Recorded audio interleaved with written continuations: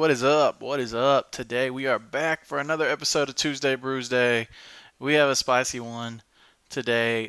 This deck, for those of you who have never seen anything like this is a newer list that I found. I've been messing around with a little bit. We actually 4-1'd with it the other day, just messing around, not on stream. But this deck is, we're calling it Blue-Red Electro End. But this deck, for those of you that have never seen the card Living End, it is a Living End combo deck. Living End is a card that would happen, it's a normal suspend card. You'd have to pay 2 black to put it on suspend, and then after a couple turns it's going to come back. It's going to exile all creatures from all graveyards. Everybody who has a creature on the board will sacrifice all those creatures, and then all the things that were exiled from the graveyard come back to the battlefield. So it's a huge reanimation spell. But if you notice, it's 2 black to put on suspend, and we don't have any black mana sources. So how are we actually going to be casting our Living End? We're going to be casting our Living End one of 2 ways. First off, we have Electro Dominance over here. Electro Dominance is an X spell, deals X damage to any target. So it's just a fireball. But you can also, whenever you cast it, it allows you to cast a spell with converted mana cost X or less from your hand without paying its mana cost. So you can cast this for any value, including 0, and still cast Living End, because Living End actually has no CMC in the top right hand corner. Living End is a 0 CMC spell. Just like Electro Dominance, we also have As Foretold. It's a 3-mana enchantment. It's going to be, at our upkeep, we can put a time counter on it, and once each turn, so even on our opponent's turn, for some of our instants, once it gets some counters on it, we can pay 0 rather than pay the mana cost for a spell, as long as Foretold has that many time counters on it. So we can play As Foretold on turn 3, it has 0 time counters on it, and cast any 0 CMC spell right away. And all we have to pay is the actual 0 that it says up there. Don't have to pay any other costs or anything. So that is another way we can cast Living End. And then we also have our pseudo Living Ends. So Living End, a little bit more on Living End. Living End usually is going to be reanimating some big targets that have cycling. So we have 4 Curator of Mysteries, just a 4/4 flyer. Whenever you cycle, you can describe one. Street Wraith, free cycler. Most of you have seen this if you've ever paid attention to any Death Shadow or any modern. This has been a staple in Death Shadow for a long time. Cycling pays 2. It's a 3/4 with Swamp Walk. Desert Ceradon, we've got a 6/4 cycler that's vanilla. And then we have Striped Riverwinder, a hexproof 5/5 cycler. So we're going to be reanimating these big threats. But we also, like I said, have our pseudo Living Ends, which is Crashing Footfalls. So Crashing Footfalls, it suspends just for a single green, has suspend 4, so it is sometimes correct to actually just suspend it right away on turn 1 and just let it come down whenever it comes down. But we make 2 4/4 Rhinos with Trample. So similarly to a Living End, we can just play Crashing Footfalls off of our As Foretold of our Electro Dominance, and we just put 2 4/4 Tramplers into play and go about our beatdown plan. Which is similar to what you're going to do with Living End. Living End obviously can put in much bigger things, but also requires you to have things in the graveyard. And also another thing that I didn't hit on, Electro Dominance is also an instant, so we can do this at instant speed, end of turn, in response to one of our opponent's threats or when they tap out. All kinds of different stuff, so it gives us a lot of play. And then to follow that up, we have 4 Remains, 4 Force Negations, and 2 Cryptic Commands as a little bit of a counter sweep to help protect our combo. Force Negation is especially good whenever we try to do an early Electro Dominance on our opponent's turn. We basically just have a Force of Will that's better in our hand. We got a basic blue-red mana base, 2 islands, 1 mountain, 5 fetch lands, 4 fast lands, 2 steam vents, a stomping ground, and a breeding pool. 2 fiery islets to help cycle a little bit if we get flooded, and 1 cascade bluffs just in case we draw our island. It can still give us double red on turn 2 for our Electro Dominance, or help us cast our Cryptic Command. In the board we are splashing a little bit of green for 2 Veil of Summers, help us in some of our against some of the control matchups, as well as against the discard based matchups. 2 Aether Gusts, as a way to deal with random green and red permanents. This is good against Devoted Druid. It's okay against Infect. It's really good against the Titan decks and other things like that to buy some time. It can also bounce Blood Moon if somebody's trying to Blood Moon us. It has a lot of different play here and there. We got 2 Mystical Disputes, normally for the counter magic matchups as well, and 2 Brazen Borrowers that can bounce anything that's really good at bouncing. Chalice of the Void, Little Teferi, bunch of different things right here that Brazen Borrower can do to help us get our combo through from some of the hate that our opponent might bring in. We have 2 Abrades, great. Extra removal also comes down and helps answer pesky artifacts, especially Chalice of the Void on 0. 3 Angers for the creature-based matchups where we're going to need to wipe the board. Also very good against Dredge, so that we can wipe their board, exile all their creatures, and then use our own Living End to bring ours back and not theirs. And then 2 Ashiok, also good against Titan.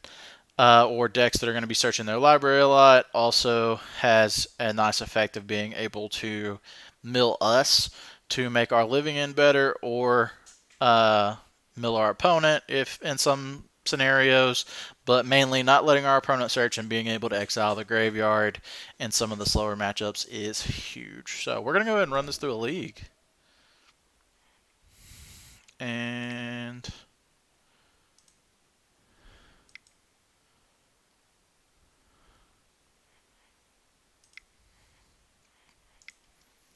let's see how we can do. So like I said, we played this the other day. God, Fran's already 5-0'd once. Just started back, so has Wusa. Both of these guys play Amulet a lot. For those of you who know, probably, I would say it's probably my pet deck is Amulet.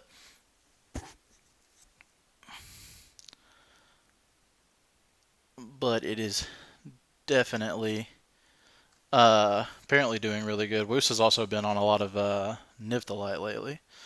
Alright, sweet, we got our match.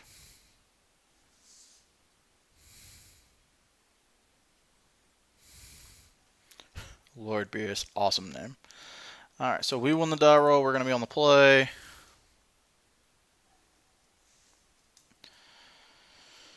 Okay, we have Force Negation. We have a turn 3 Footfalls. I think we're gonna keep this. We have a Cycler to help us find our land. Yeah, I think this hand's fine.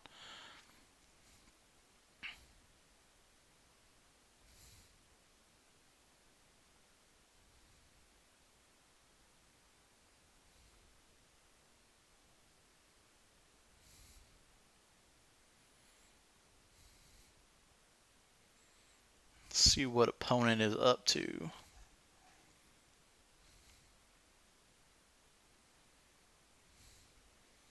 Opponent really in the tank here. Yeah, it was like I was saying earlier, I've been messing with this deck list a lot lately, and we 4-1'd with it the other day. This just felt really good. For anybody who's ever played anything with like the 0 drops and As Foretold, it's mainly just, Chalice of the Void and Little Teferi. There's a lot of problematic cards that people are sometimes playing in their main deck. Let's go ahead and shock this in. We're going to cycle a Ceradon.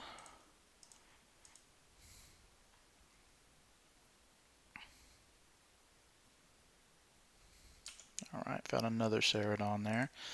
Alright, sweet. So there's an Electro Dominance. This is actually probably the best case scenario, because now we can go ahead and cast a Footfalls on our opponent's instep with Force Negation backup. And they go get a Ketria Triumph off of a Flooded Strand. Interesting. So yeah, we're going to go ahead and fire this off. A lot of times, I don't know if anybody's ever seen this, but I target myself just in case my opponent does have a way to stop me from targeting them if I'm only doing it for 0, which is what we're doing here. So we're going to cast Electro Dominance for 0, targeting ourselves. And we're going to cast Crashing Footfalls.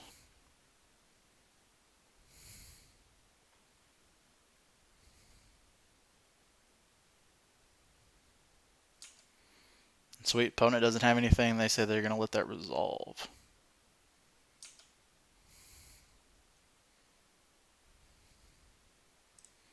We're going to go ahead and cycle the Ceradon real quick, just hoping we can find something that was better than that. So I think we're just going to play this tap that we'll get in here.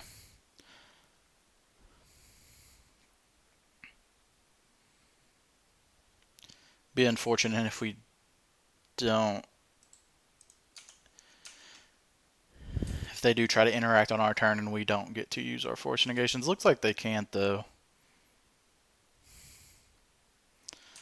That's good for us. So now we have double force of negation and a lot of action. I'm just going to play a land and pass. So I think we're going to cycle our Curator here. And that's really good. So now we'll have a normal force and a force pitch. You also have a Living End if all things go wrong.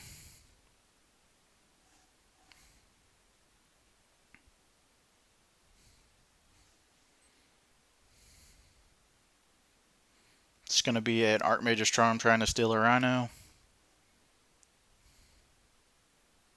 Yeah, so we'll hard cast our force on that.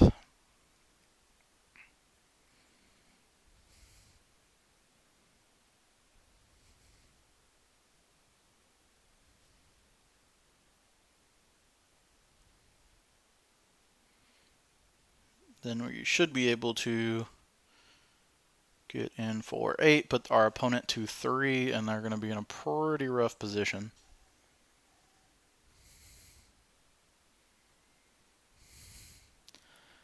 Thinking this is some kind of Teamer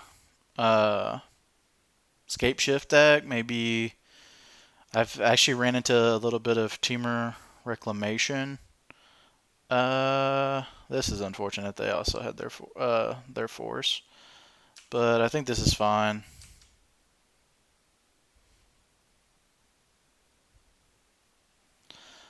All right.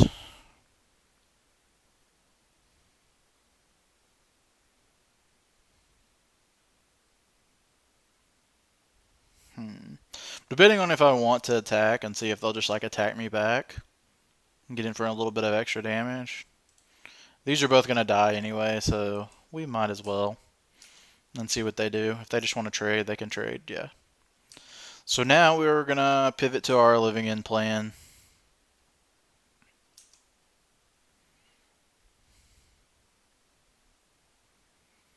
Love to see opponent like tap out here. Like an Uro. Yeah.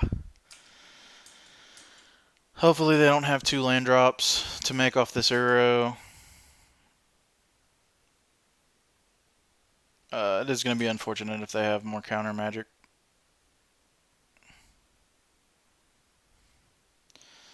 Mystic Sanctuary, okay. Just going to get something maybe.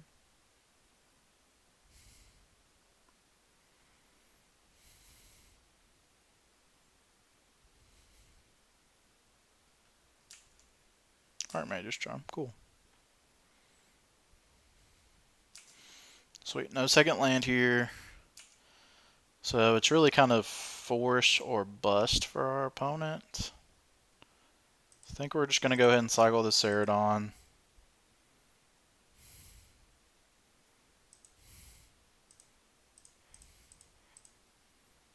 As foretold.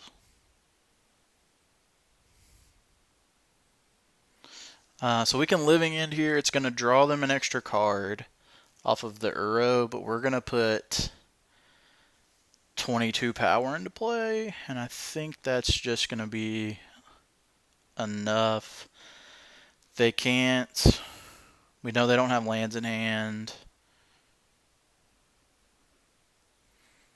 Alternatively, we could just go for our Footfalls and try and win the game over the next 2 turns. I think we're just going to go with the Living End, though.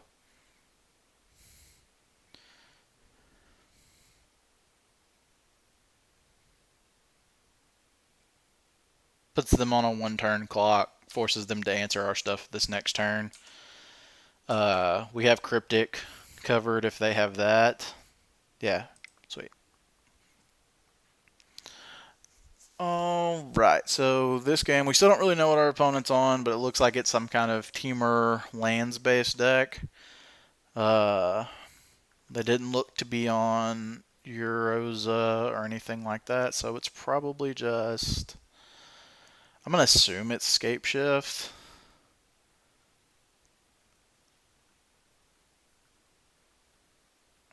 Of course, we didn't see any like the Scape Shifty cards, though.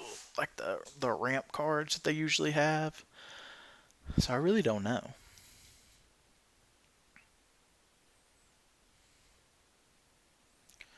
I think we're just going to bring in Disputes and Veils. And go with that.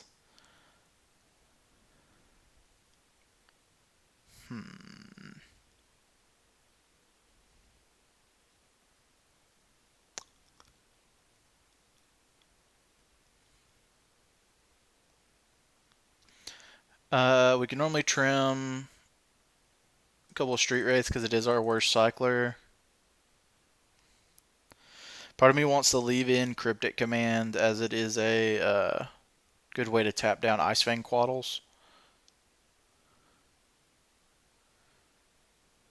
So it is kind of clunky.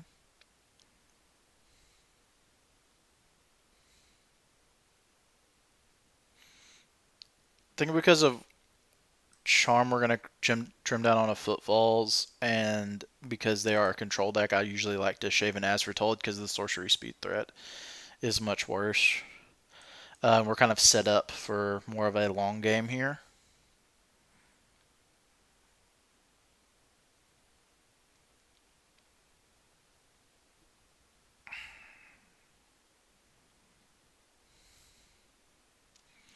But yeah, sadly, there's a lot of cards that kind of invalidate the Footfalls plan or the Living End plan, and sometimes our opponents just happen to have them like main deck.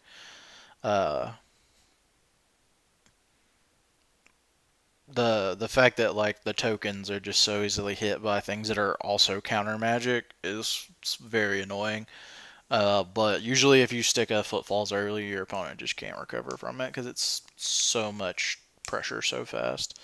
I mean, this hand's not good. I mean, we have cyclers. It's nice to be hitting our lands, but we're literally doing nothing. So I think we're gonna ship it. This hand's great. I think we're gonna be on the Footfalls plan, just because we don't have any other cyclers yet.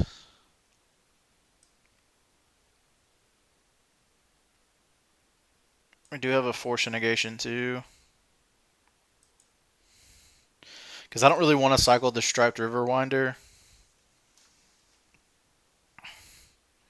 so that we can force. That's nice to see. That we actually do have a cycler we can use here. Because like I said, like we want our cyclers, we would like them to be in the graveyard, but we definitely don't want to cycle our way our blue card that we can pitch to force.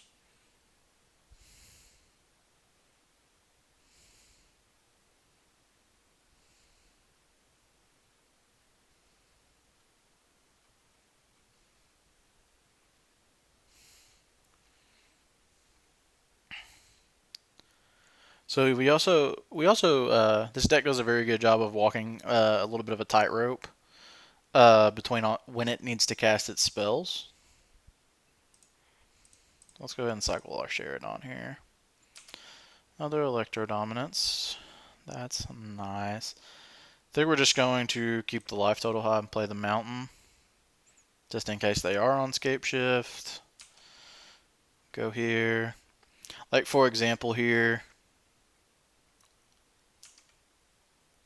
I will go ahead and my opponent tries to play a Quaddle here. Or Growth Spiral. Yeah, we're going to go ahead and fire off our Electro Dominance.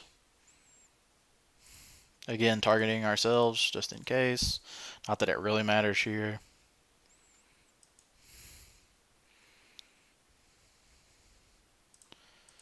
Yeah.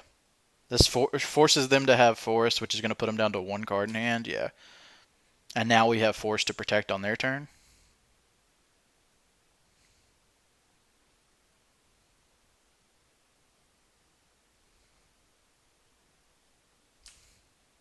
And I get another Triumph. The fact that they have Flooded Strand is what keeps like getting me. I don't know if that's like a just because they need extra fetch lands. Maybe it's like fetch land 9 and 10 past Misties and Tarns. It's a lot of fetch lands.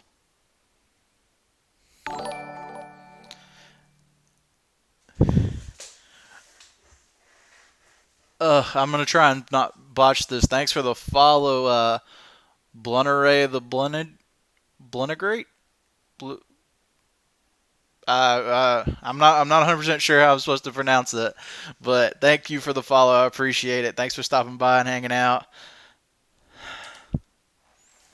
Always nice to get some new followers to the channel. Alright, so opponent doesn't have anything here. Land is solid. Floop the Banana, thanks for the follow, guys. I appreciate it. Thanks for hanging out. That one I can pronounce. I appreciate it. I appreciate it, guys. Alright, so we're going to go to combat here. I think opponent might have Cryptic here.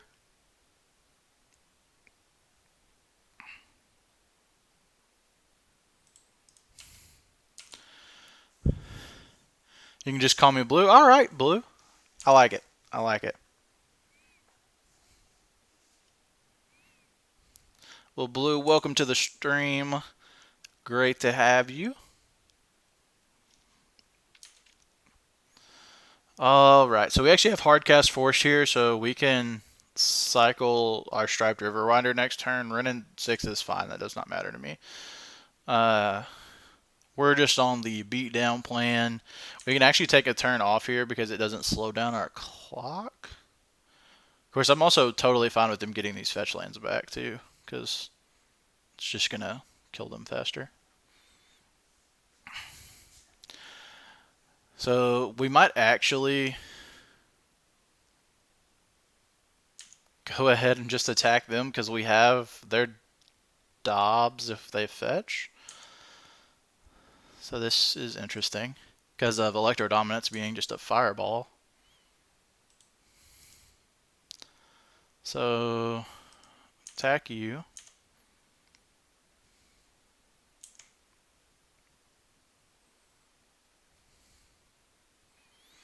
So then on their turn, we'll see what they want to do.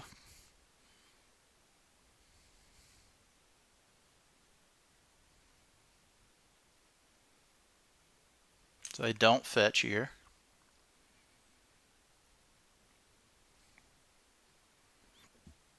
So they have to answer both Rhinos because they're both lethal. They can't really fetch. Yeah, sweet. All right. So we are 1-0. Starting off strong.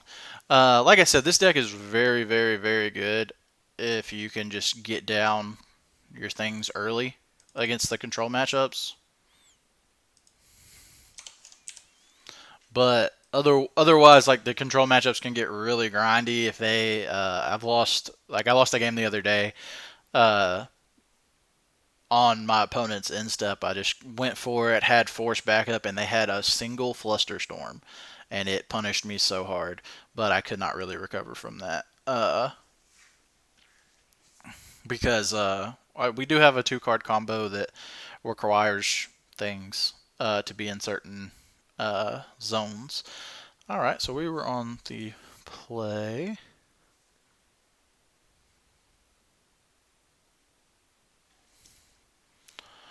All right, so all the cyclers in the world and a remand.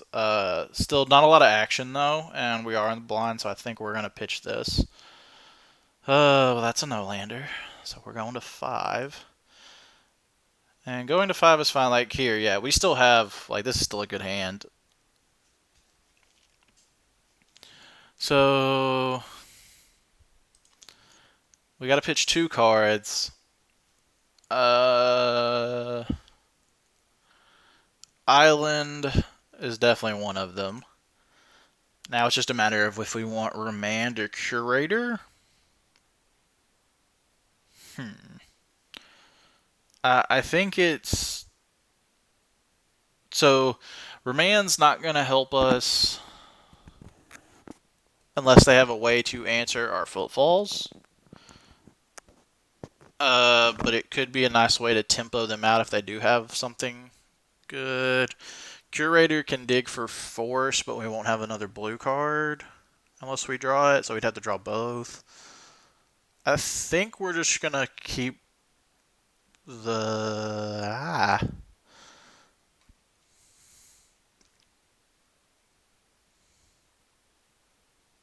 I think we're going to keep the Remand. Let's play a Spire Bluff Canal. Lean it on that.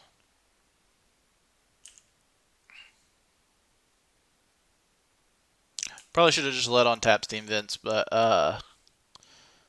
I was thinking we might still have something to do. Okay, so there's an Astrolabe. So we're probably just going to go ahead and fire this off right here on our main phase.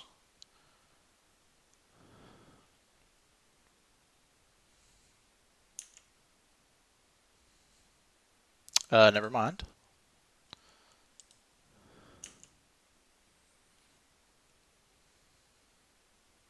So now we will definitely fire it off on their turn.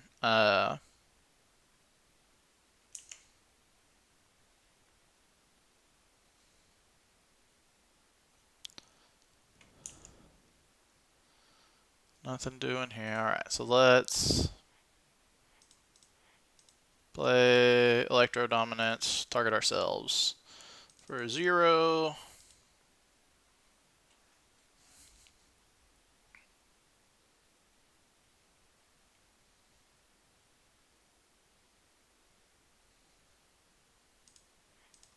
Cast Crashing Footfalls.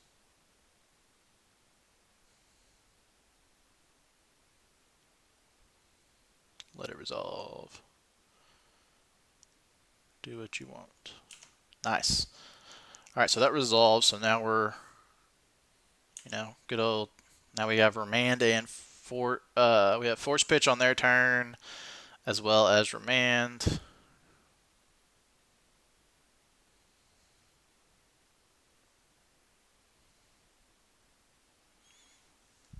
We'll definitely Remand a Quaddle here.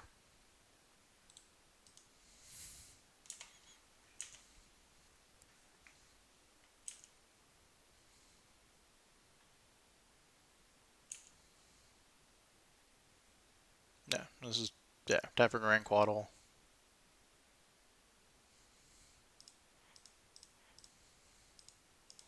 If we bleed a Force out of them with this, then I'm totally fine with it. Nice.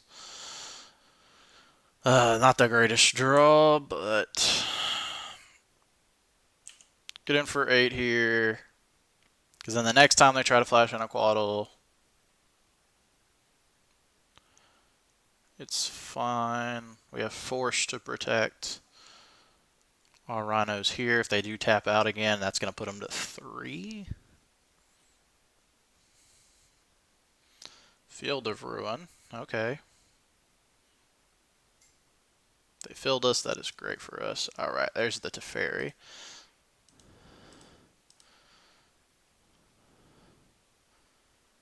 So now they're guaranteed going to 8, which is awesome. Another Force Negation here is absolute nuts. Go ahead and attack.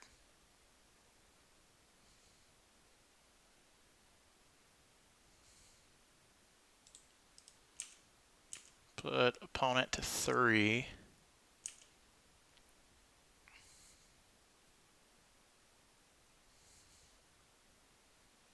So they haven't seen anything.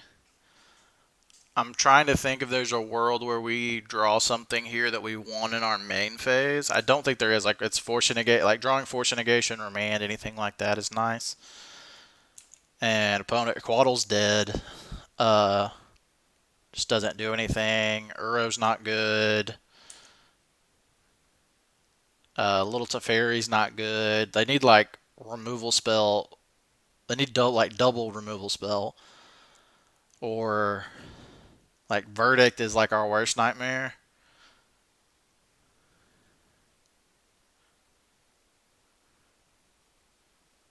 Yeah, sweet, we got there. What do we have drawn here? Curator into land, yeah. Alright, nice. So this is Bant Snow. So Bant Snow control. We definitely want our disputes. Borrower is usually pretty good here as a way to bounce to Fairy if we need to. I've debated on bringing Ashiok in matchups like these. I know they usually bring Ashiok in against us to hit our graveyard. We definitely want to go down one LE and one Aspertold. Aspertold, while it's good against Little Teferi, being sorcery speed and the fact that like we have to hold it until we can play it is also kind of bad. Normally cut Street Race again because this is a slower matchup. I don't think we want Gust. They don't really have anything too crazy that we want to be tapping down. Ashiok to hit Uro and to make their Mystic Sanctuaries not as good seems nice, as well as to like maybe cut off some fetch lands. They don't really have great ways to answer it. It's also going to help fill our graveyard. I think Ashiok's a fine hedge to bring in. It also pitches to Force. And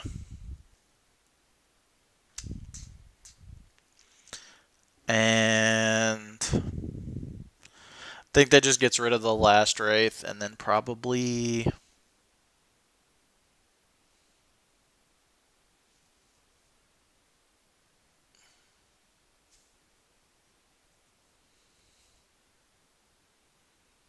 trying to think of what this last cut should be.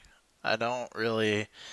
They normally come pretty hard against the Living End plan, so I think we're just going to trim too and kind of go more on our Footfalls Disruption plan. Even though it's kind of weird to think about cutting a couple, but like obviously like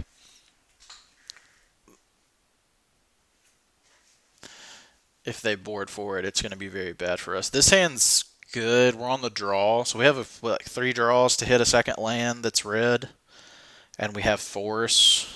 Yeah, I like this hand. It's a little risky, obviously, but it does what we want to do, which is apply early pressure with protection. It's all about the protection.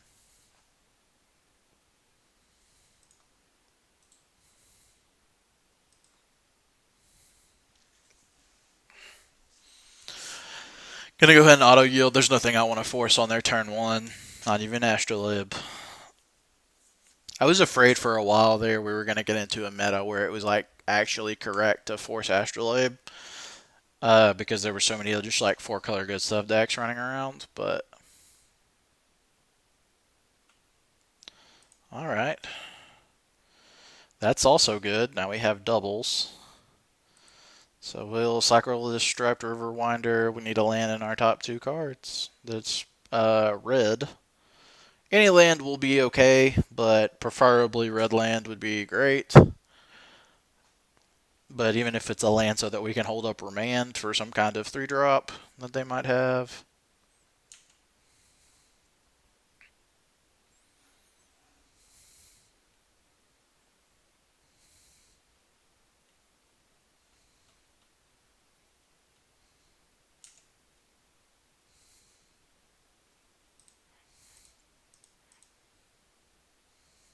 Land.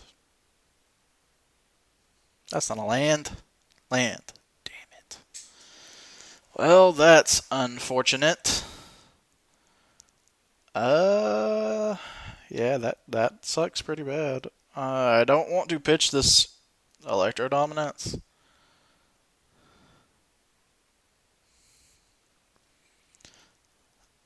I don't really want to pitch Ashiok either because then they know what we brought in against them.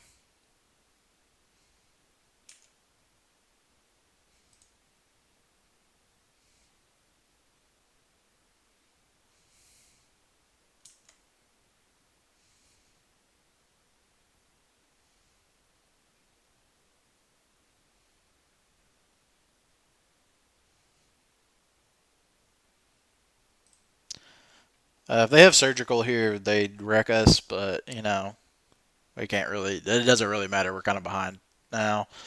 Uh, so, like, best case scenario, our opponent taps out for a little Teferi. We get to force it, and then we draw our land. All right, land.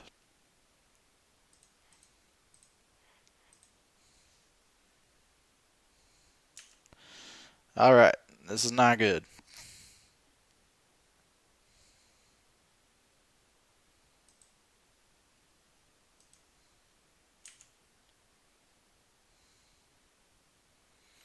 Like, crazily enough, like, we're not out of this game at all. Like, we still, like, if we draw a red land, we're still very much in this game.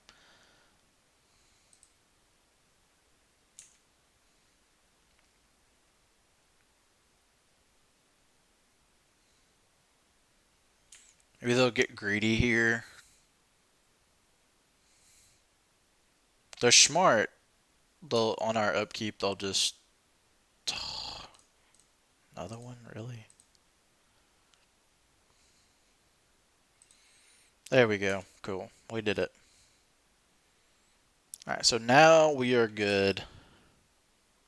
I'm not worried about the. A lot of players there will, like, on your upkeep, Cryptic bounce your land.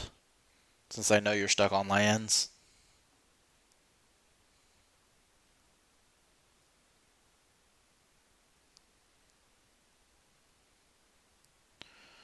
Uro's fine.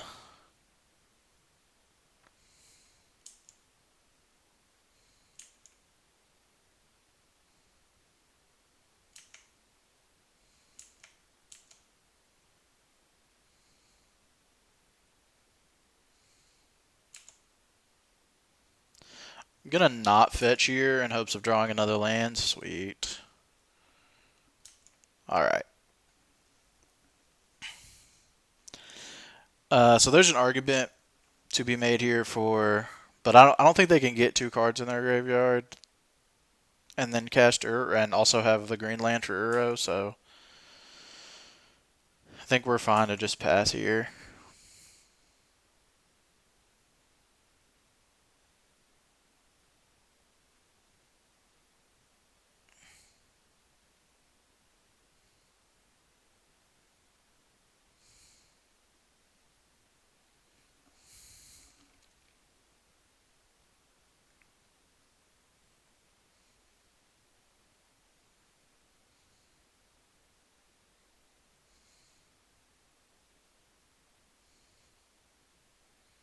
Stoneforge Mystic. It's a little annoying, but I think it's fine.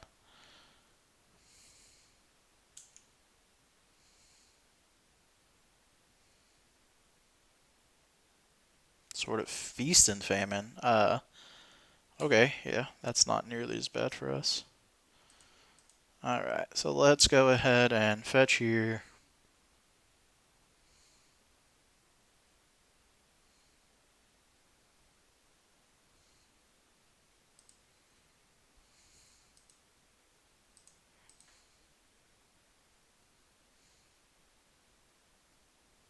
And I might just get breeding pool here.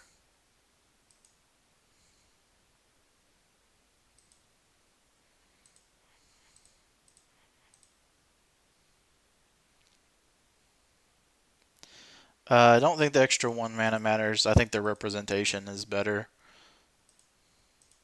And I don't think our life total matters a ton here in this matchup. They're either going to grind us into oblivion or not.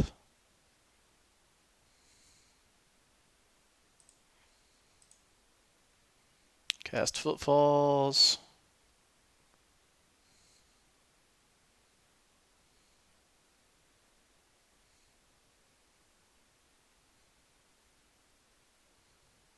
Have Veil of Summer.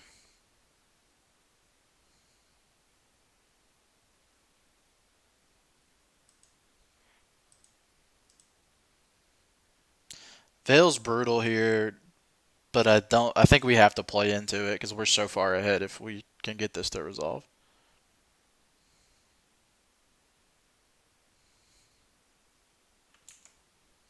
Nice. So they baited Veil, and they did not have it. And now their shields are very much down.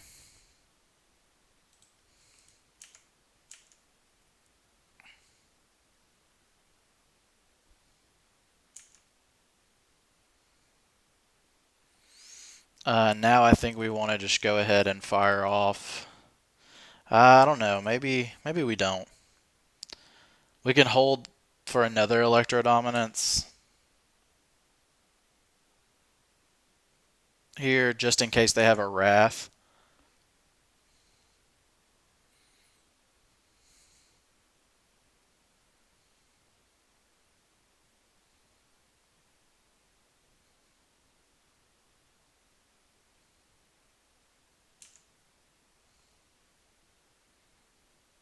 Attack with Stoneforge Mystic. Weird. So yeah, they do have the Wrath here. Big brain plays. Let's go.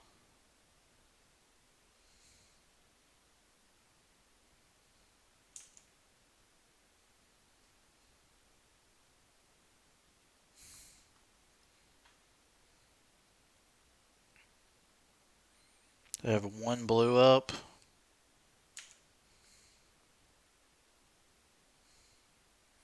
I don't think they can hit us for anything for one blue to matter. I do think the 2 life or the putting them to 1 life matters, so that they can't get a fetch land for Uro.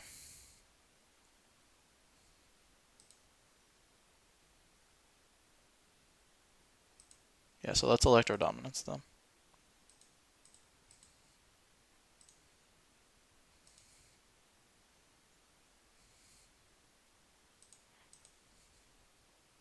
Another one.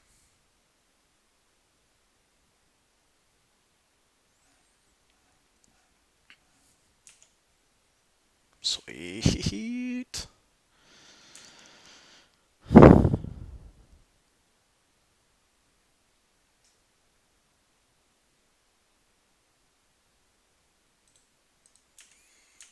Put you to 1. So now they have to have Astrolabe into Uro, which we can remand.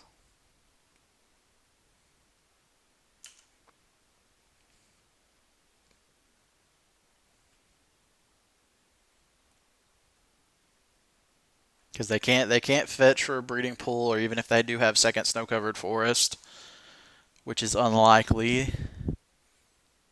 So all fetch lands are turned off.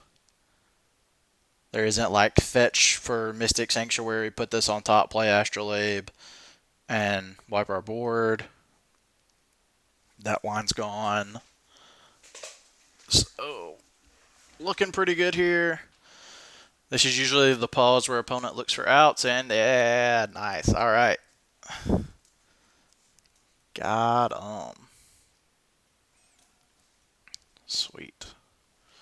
So we're 2-0.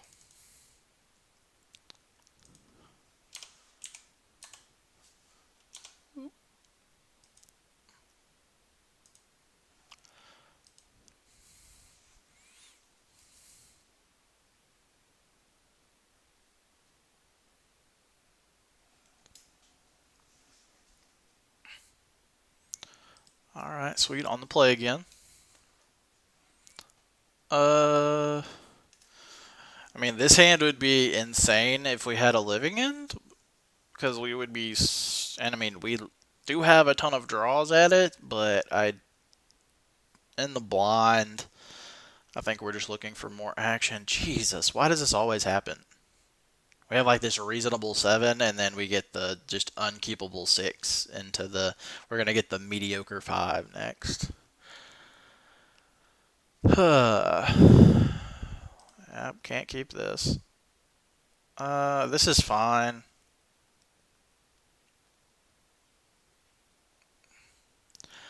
I think we're gonna pitch Footfalls and Cryptic and just lean on the Living End plan.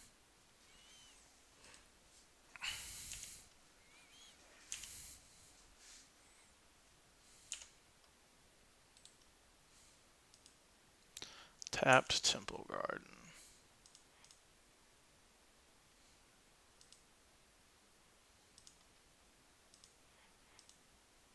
Gonna go ahead and get the biggest cycler in the yard first. Electro Diamonds. Let's go ahead and play the island here. We'll get 2 cycles on their end step, if not maybe some more if we draw into some cyclers. We're really just looking for any of our 8 enablers here.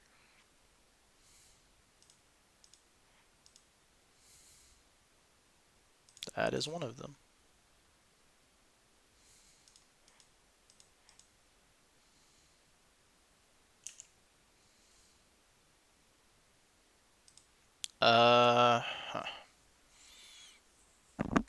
So this looks like Bant Snow Control or Stoneblade, whatever, where they could have a lot of 2-mana interaction. A lot of times they let the As Foretold resolve, though. Because they're not worried about it, they're worried about the other spell. But I really don't know. I don't want to play this into stuff, but I think I have to. I think we just kind of have to go for it here. Yeah. And they had Mana Leak, so, you know, we get max punish there. We still have lots of draws here. Uro's fine. So now we need the punish draw. Where's that?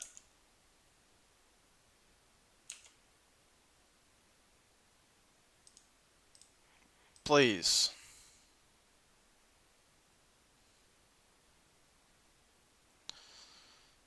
Dang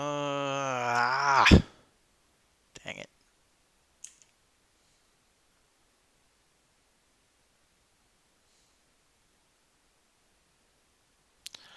Might actually be correct to just cycle for a fetch land here and try and hard cast the Footfalls.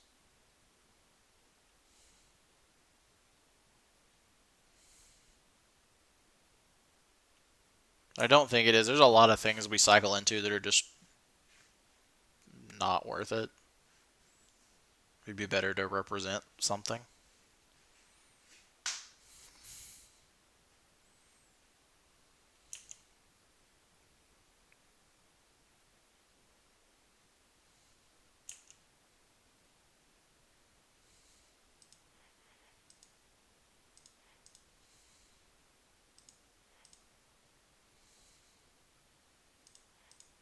Tilt. Would have drawn it.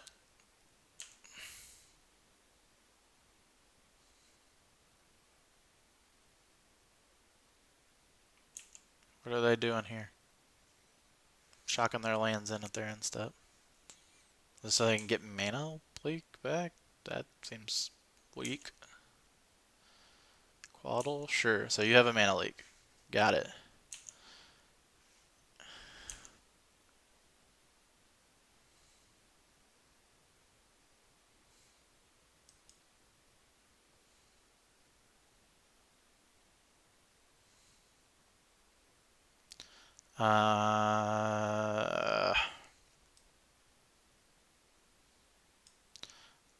let's keep this tap now. I do think we want to hold the footfalls for now.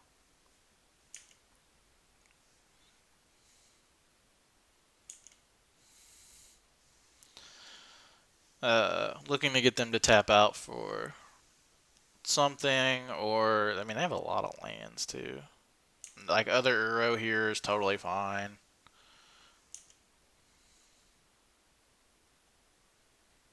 Yeah, lots of lands. So we know they have a mana leak.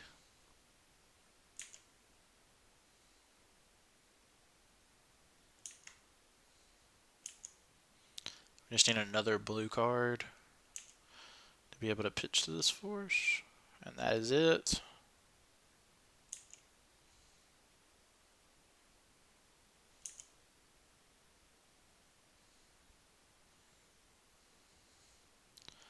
Okay, so this right here would be the moment to fire off the ED.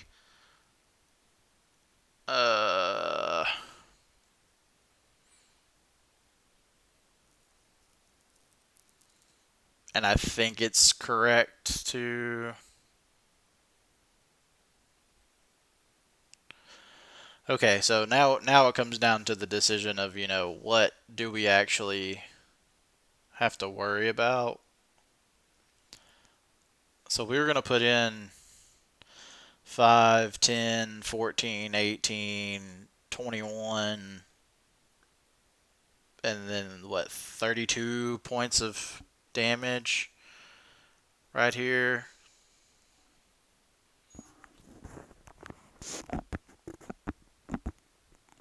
Verdict is brutal for us.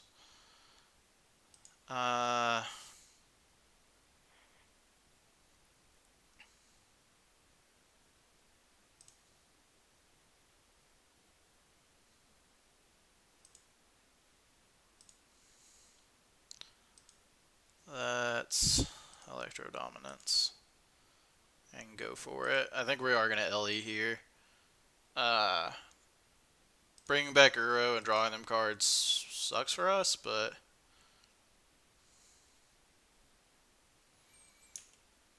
You know, they're going to go to 26 life, but we have all the pressure in the world.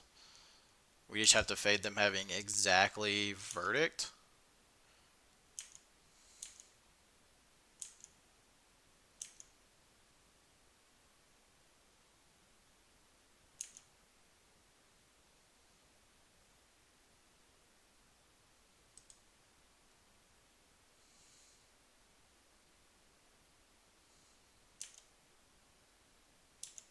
Alright, no Verdict. No Verdict. Astrolabe. They probably have a billion things that draw cards, so I mean, I don't think forcing an Astrolabe is correct.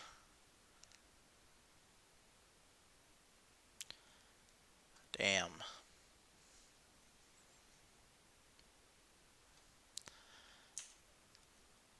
Why can't it be countered? Be so much easier if it could just be countered. If they drew that off the Astrolabe, I mean, you know, I don't think we can reasonably just be like, yeah, let's. So now comes the age-old question with this deck. After we failed with our first attempt, what do we do with this Crashing Footfalls? We can suspend it now, and it's going to be a lot of turns before anything actually happens. But, you know, we have things to do. We have Romance, or we can hold it and hope we draw something. And I think holding it is correct. I think the only time it's correct to suspend, in my experience, is if you just have multiples, then you know you're not going to be able to cast all of them. Because I'm going to feel so dumb if I do that and then I untap and draw a Electro Dominance.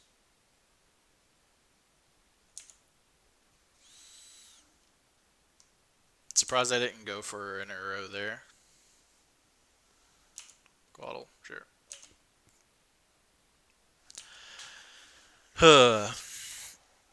That's unfortunate that they did have the Verdict.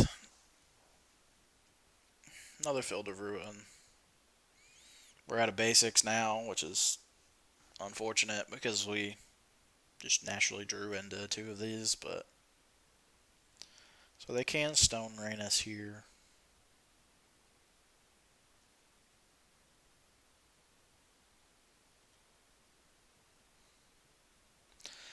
And this one, this list looks a lot more like just straight up Bant Snow Control. Without stun blades.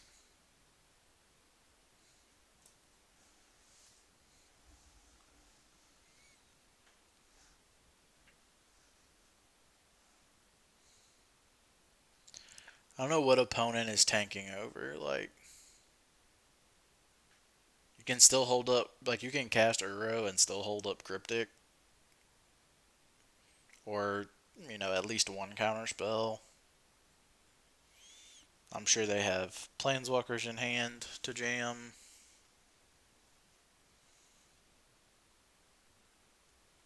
They're very far ahead of us right now. Nothing. Didn't even attack.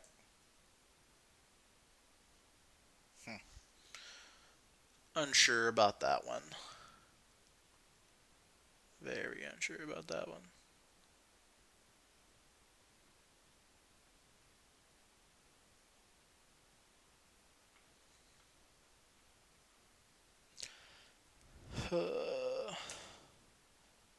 And they're just afraid of me firing off another one. We have all the Force of Negations in the world.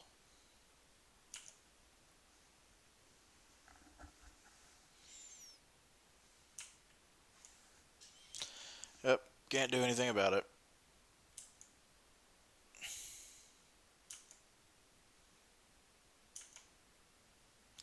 This is probably when opponent will start to notice weaknesses.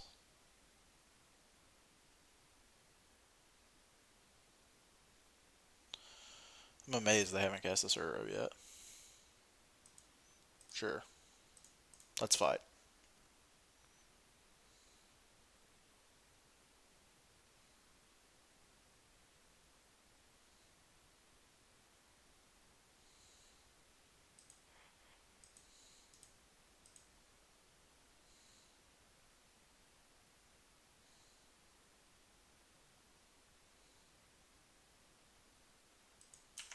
Okay. Really want to draw As Foretold for the... As Foretold's the biggest punish here.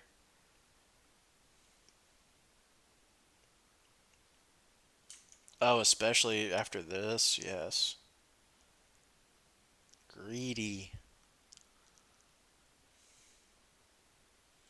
So, you can actually As Foretold and cast Crashing Footfalls for 0. It's the only way to cast these 0 CMC spells while Teferi is on the battlefield. Come on. As Foretold. Well. So, there's no use in getting... I think I'm just going to sit here. We're going to try and run some timeout for opponent. That way we're ahead on clock, because they're going to have to take a lot of game actions. Actually, let's play our lands, but...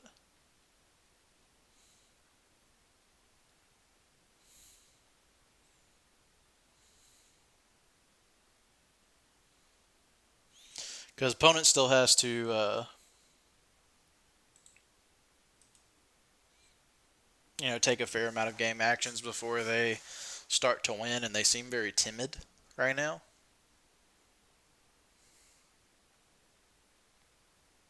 Obviously, this game is over. If this was paper, I would concede. But because opponent is running down a lot of their clock,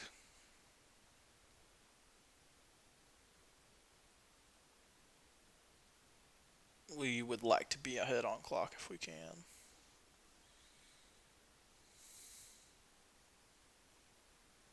Looks like opponent disconnected. Or is at least AFK. How you guys doing in chat? You guys been having a fun time getting ready for M21? I'm excited for my M21 pre-release this weekend. I have a thing. Like I will play the pre-release until I win one, pretty much every time. Uh, because I love playing some limited, especially like new limited and just for fun. Especially you get the more casual crowd to come out and they're having a good time. Get to maybe teach some new players some things and introduce them to the game. All kinds of stuff like that. I love that stuff. I used to work at my LGS, so it's always a good time. But yeah, love, and M21 actually looks pretty sweet. There's actually some new cards for Living End. The Waker of the Waves. Makes sure that the waves stay woke. Yes, why, but sure. Just like the best target, I guess. It's fine. This is what I mean though. Like, if you are playing on Moto and you are playing competitively, like forcing your opponent to like actually take game actions. A minute ago, they were up like 30 seconds on clock, and now they're probably going to be down a few minutes on us. Yeah, doesn't matter. I can't interact because of Teferi, so I can just yield.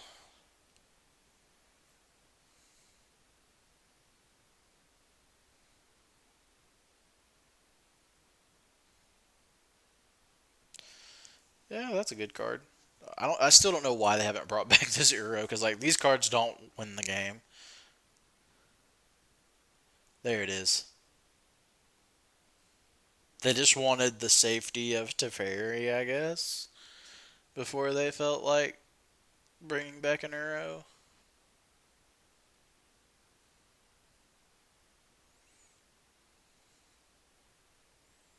So yeah, two attacks and we're dead. But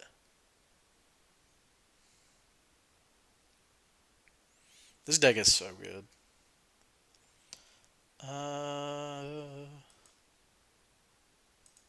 Let's go ahead and cycle Street Wraith here. See if we can't happen into something that's a decent. We can't, but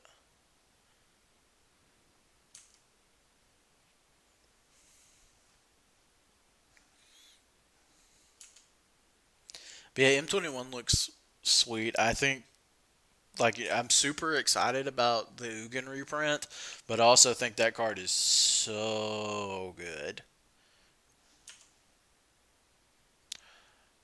Modern at the LGS on Friday was good. I think we only had a few people. Like we haven't had a great turnout lately, just because there is some a lot of people afraid about COVID, and then a lot of people just uh, lost a little bit of interest in modern because there's been the changes and stuff. Yeah, opponent is showing off.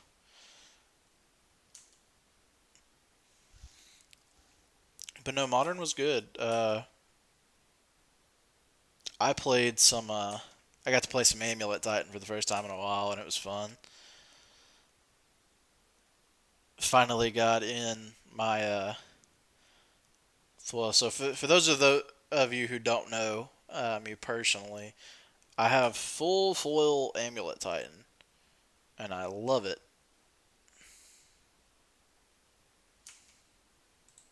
Yeah, so now we can concede. Opponent's almost 3 minutes down on clock. But I have full foil Amulet Titan, and it is probably the most difficult deck to have full foil because it changes like every month, and there's like a billion different cards because it's a toolbox within a toolbox within a toolbox. Yeah, I just got my foil Hainwire. If you guys can see that full Hainwire battlements, shiny, pretty. The other day, so that I can play it. But yeah, it's changed so much from when I first started playing it. I looked back at like a list that I top aided with, IQ with, and like I was playing like main deck Hornet Queen and Dragon Lord Atarka and all these other weird cards in my sideboard, Fire Spouts and such, and like things that like you could still play, but they're just not anywhere near what you play anymore because they just made lands that do, or ways that we can play lands that just kind of do the same thing now. So it's ridiculous uh, how that deck is warped based on the fact that they've added so much power level in cards recently. I'm excited to try Fierce Empath out. So same as last time, we're probably boarding in 2 Disputes, 2 Borrowers, and 2 or no, we board in 2 Ashioks, not 2 Borrowers. Oh, don't want to board that out for sure. Probably cut all 3 of these. 1 Retold, 1 Living End, and I think we shaved on the other Living End. Yeah.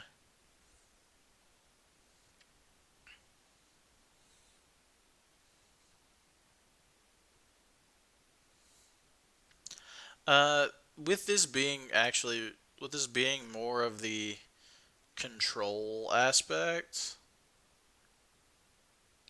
I, we might just.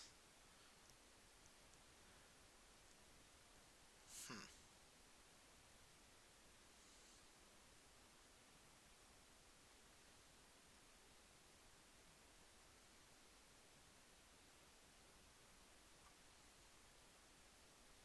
I think it's still correct to just hit the Living End plan and then try to be aggressive with our footfalls. Of course, we draw it. This hand's unkeepable though.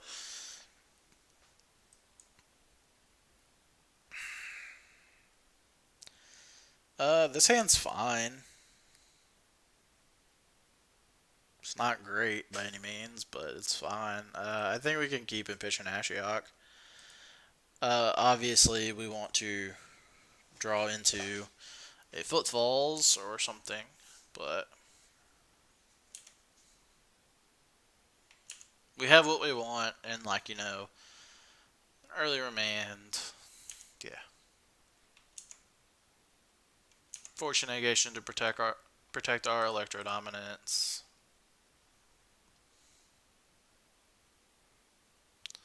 I think we're just getting steam vents here.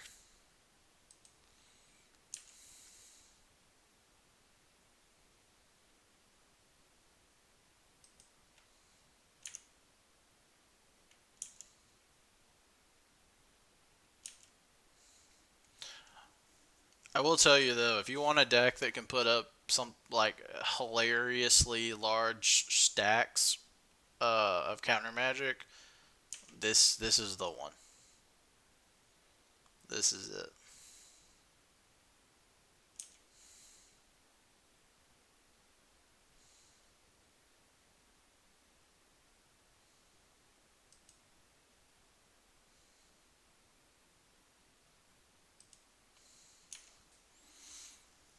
So I'm not gonna shock in here. Just gonna hold up remand. Probably gonna remand anything here. Uh, yeah, especially this. No acceleration for you. Curator's not bad. Now I'm actually fine to just stick Ashiok.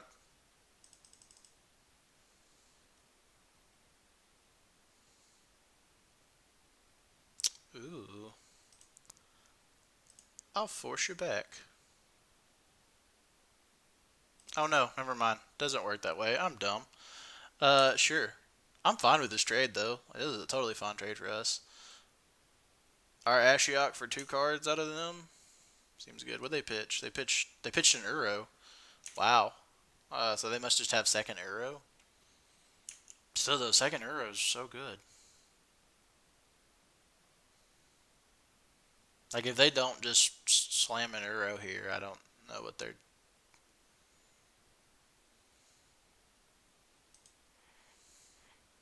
We will force that.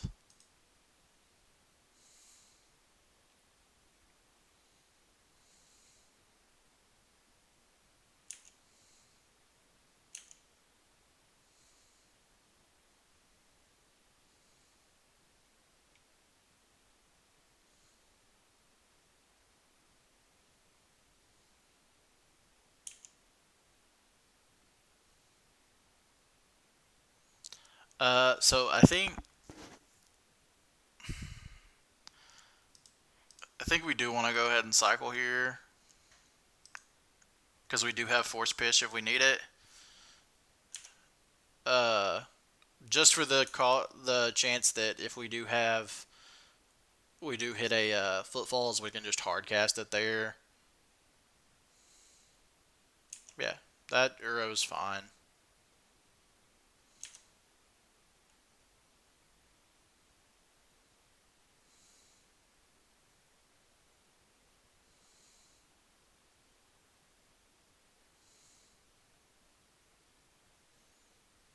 So, yeah, now we're really just looking for some cyclers into a living end or a few or a crashing footfalls, anything like that.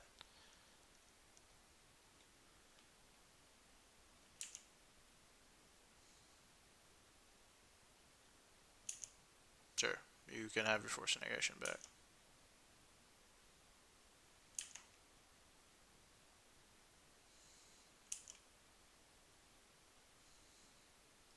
Definitely did not want to see lands.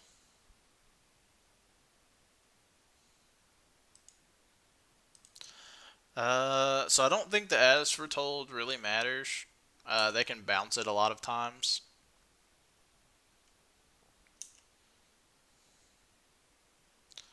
So now they know we have force, so we're pretty hard on the electro dominance on their turn plan.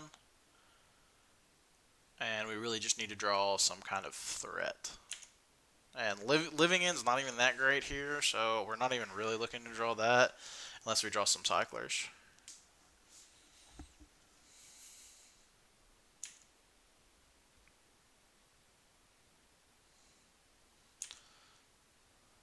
Boop. Fiery Islet. Okay, we'll go ahead and crack this right away. Boop. So we do not need any more lands. Cryptic Command. The Cryptic Command is a card. I don't know if it does anything for us, really, but it is a card. Oh, Cryptic, you're Cryptic.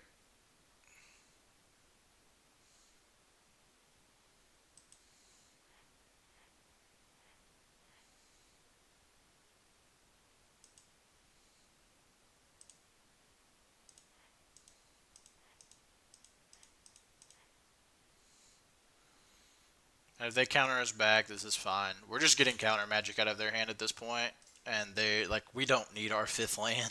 It doesn't matter to us. Uh, we're not a hard control deck like they are that wants to have a huge mana advantage.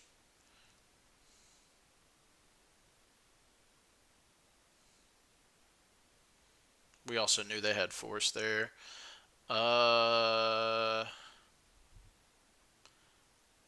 Ashiok. I think Ashiok's fine. Like I don't. Obviously, like it super sucks. Oh, they milled us.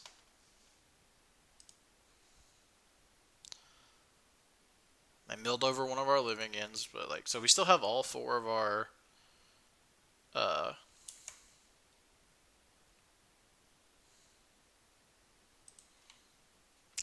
how do we keep drawing so many lanes? Uh, I might just jam this Aspertol to see if they'll counter it. I can't think of anything they're gonna play that we're gonna be like, yeah.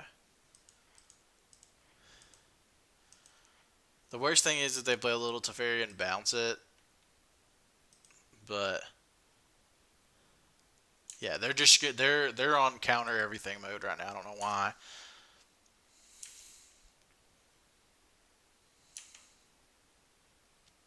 Because now we have enough to actually like hold up dispute or not dispute force negation and electro dominance. So we just need to actually draw a threat. We know they have a force negation.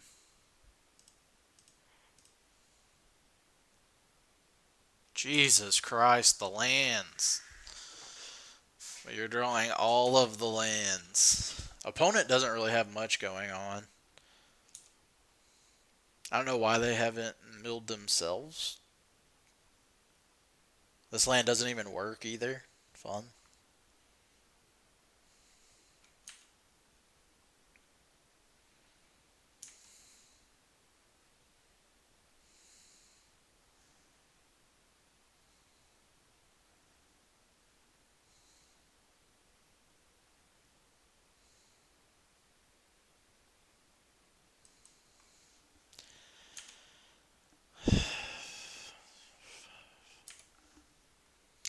We almost have an Uro kill spell. You know, the good old 8 mana kill Uro until they reanimate it next turn. What are they even holding up? Like, they milled us again? Ceradon, Electro Dominance, Curator, Veil. Sure. Didn't really want any of those either. This is absolutely ridiculous.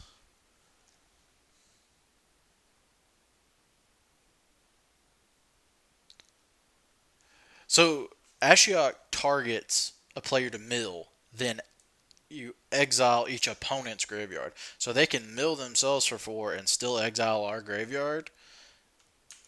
Like, they don't get any. There's not a ton of value in milling us 4 and exiling those 4 because it's only if those are the cards that actually like matter. But like, as long as like they have 30, I have 31 cards left. They still haven't figured it out. So like here, for example, they milled As Foretold, Cryptic, Electro Dominance, Mountain. They're getting us closer to like something that actually like does something for us. But they could have milled themselves and just exiled our graveyard earlier and brought back this Uro like 5 turns ago, and we'd already be dead. Let's see, now they found a fetch land, so they have enough stuff to actually do it, but they could have done this forever ago and buried us. Yeah. I honestly think on their upkeep, if we draw a blue card that isn't like worth a crap, like most of our cards right now,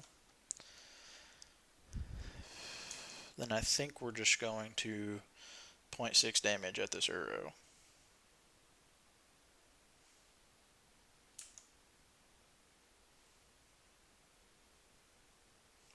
Yeah, because this is like, we can force. Like, we can't beat this Uro anyway. Like, Living End isn't good. Like, we're just hoping to rip into, like, consecutive threats, and they have all this counter magic. We know they have a force, but so we can kind of.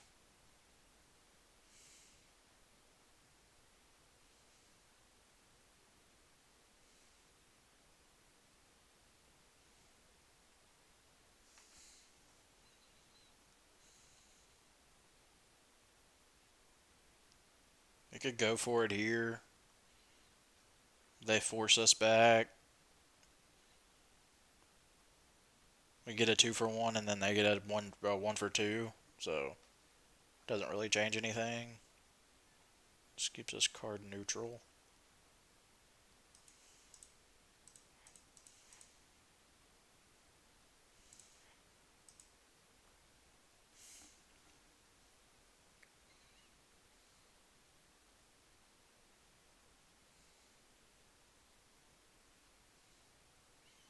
Now, if they force this, that would be great.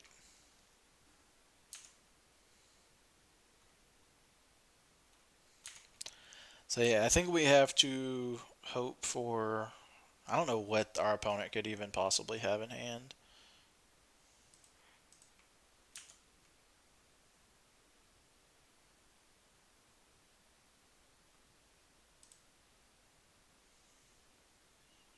Oh, all that milling, and they're gonna mill us again. Yep.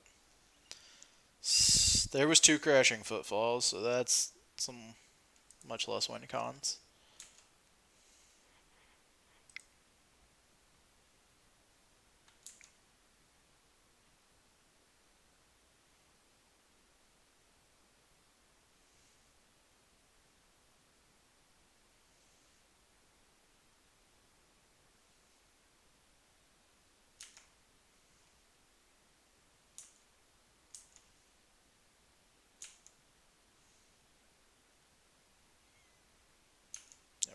we're most definitely in a bad position here.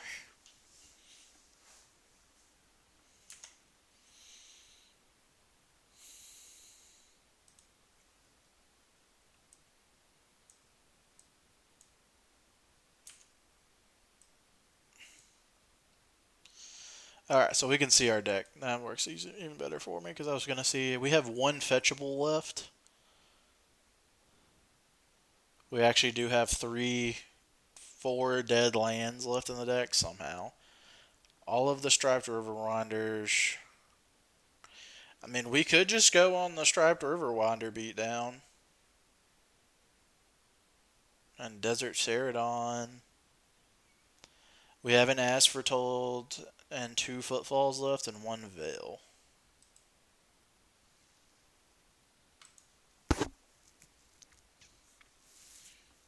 I mean, we can just hard cast our actual cards.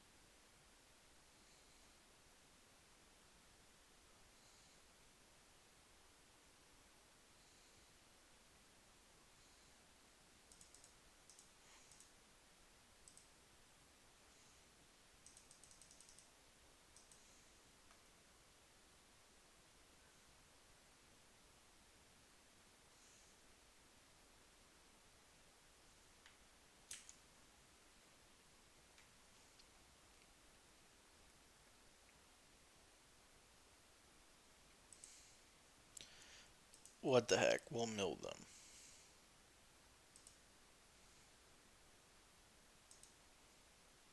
It's incorrect, but it doesn't matter. We're holding out hope that, maybe we just draw some good runners.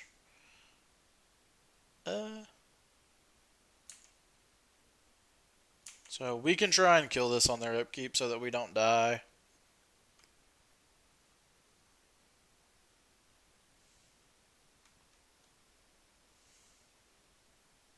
But then I think it's like Ceradon or bust.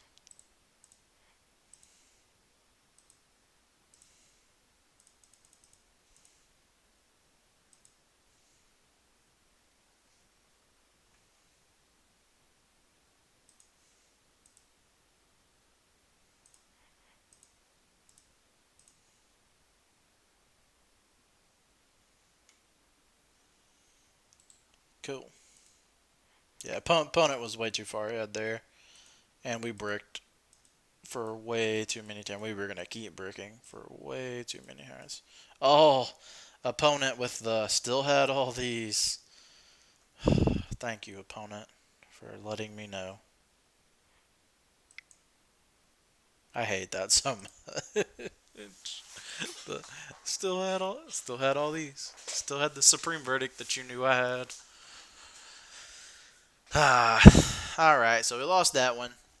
That matchup's pretty tough. It really depends on pretty much the first 3 turns of you doing something explosive and resolving it. And we just did not do that. The riskiest of risky here. Like if we hit land, this hand's pretty decent. But yeah, I'm not risking it.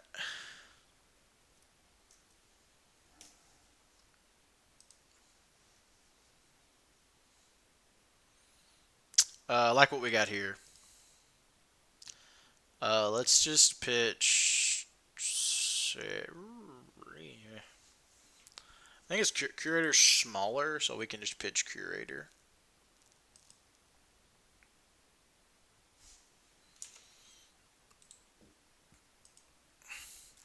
The reason we're keeping both Asphodel, so like we kept Street Wraith because it's a free cycle just in case we need our stuff. All right, B Willie. I'll see you around. Hope you enjoy Tulsa and everything. And yeah, definitely have a good night, man. Appreciate you hanging out. Okay, drew our hardest to cast spell. Fun. That we actually plan on casting. So yeah, we'll shock here.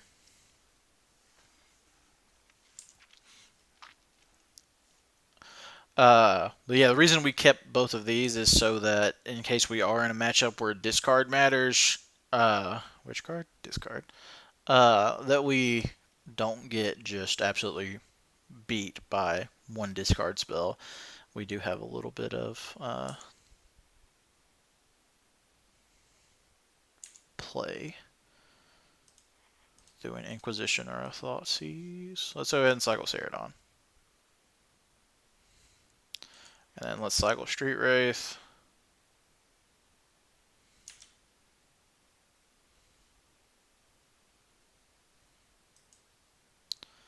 Alright. Really hoping this isn't Devoted Druid.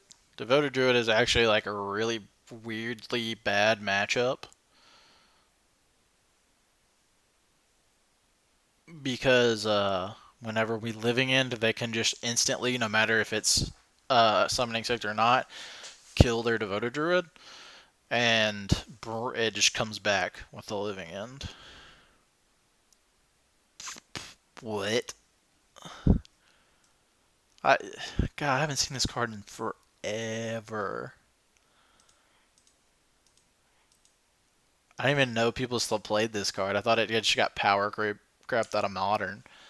Sure, you have a guy. So what is it? Is this Spirits?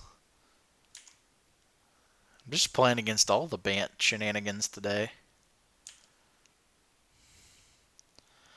Well, that was a good draw.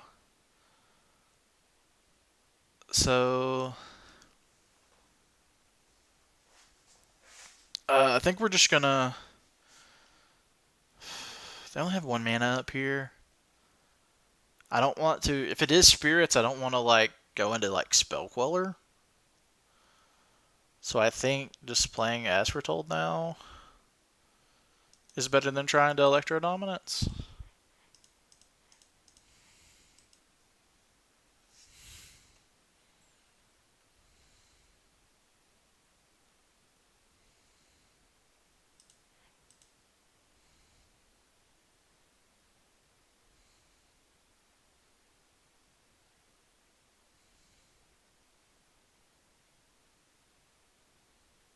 Kind of sad because if this resolves, I'm afraid our opponent will just like concede on the spot, and we're just gonna have zero idea what they're playing. But yeah, turn 3, 15 power, go. 15 power, wipe your board, go.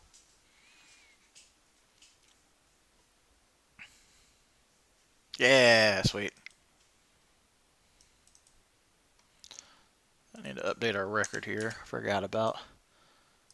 You know, I don't want to remember my loss, but it's fine. So yeah, we have no clue what opponent's on.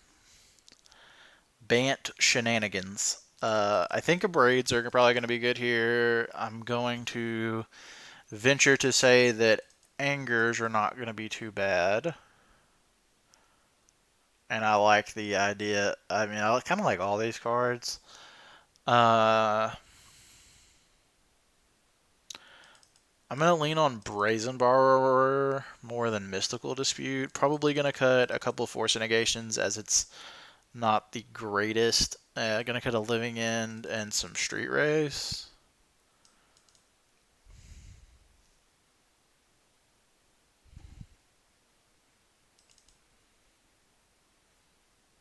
We can cut 2 Cryptics and bring in a Dispute. And then if they have, I think maybe cut a Remand too for a Dispute. But we still don't really know that Dispute's even good. So I'm going to just bring in one Dispute and keep the Remand and kind of see what our opponent's doing.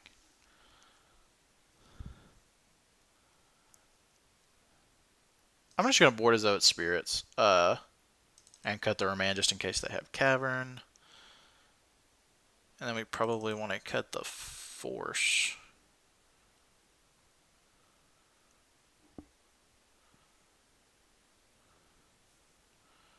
I guess keeping Force is fine.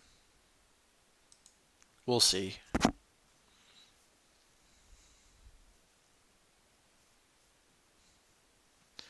Depending on what this is, we might want to cut all of our forces and just keep like maybe bring this Remand back in. Possibly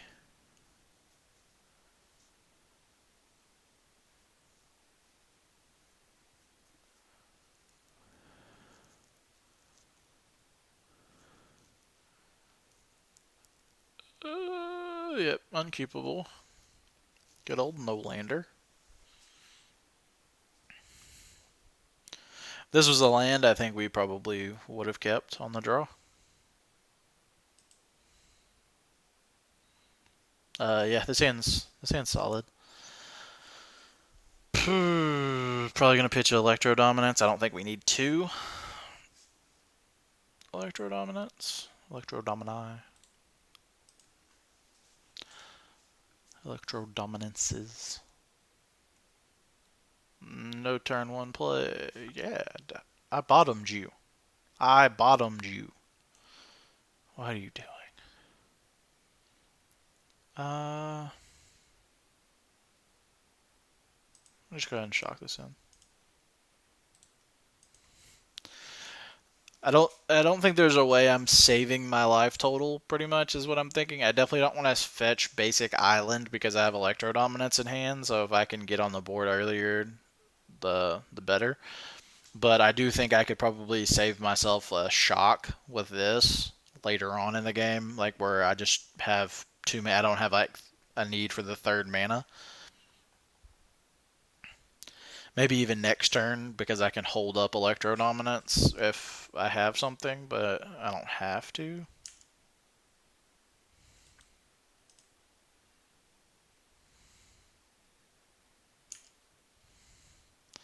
So opponent didn't do anything with 1 mana. Of course, they did that last time too. You have snow-covered plains, Stoneforge Mist. So this is like Bant. It's like Bant Company, Bant Company Blade, Stone Blade Company. Sword of Fire and Ice is quite a good card against us. That does check out. Our deck is the colors that you have protection from, so that's always fun. Would like to quit drawing lands. Okay. See, so like this is an interesting part where like holding that Misty mattered because we were for sure gonna cycle before, but now we can get a shock land tapped here if we want to after we cycle this Curator of Mysteries.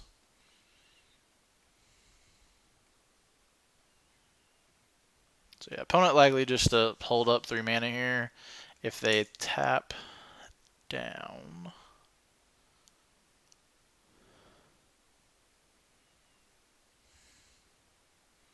so yeah, let's just cycle Curator here. So now we're just on Spell Queller watch. Yeah, and we're gonna get tapped Steam Vents.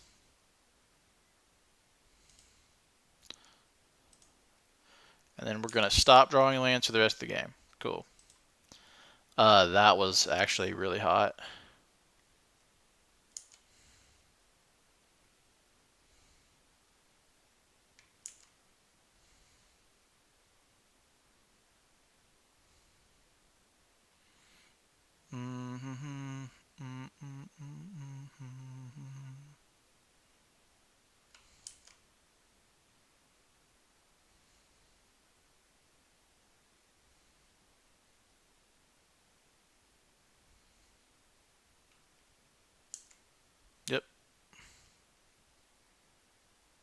Put the equipment into your hand. Or from your hand onto the battlefield.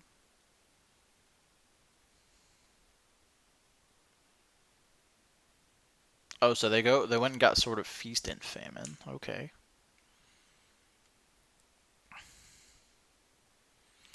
So I'm assuming they're gonna go ahead and equip to Stoneforge Mystic.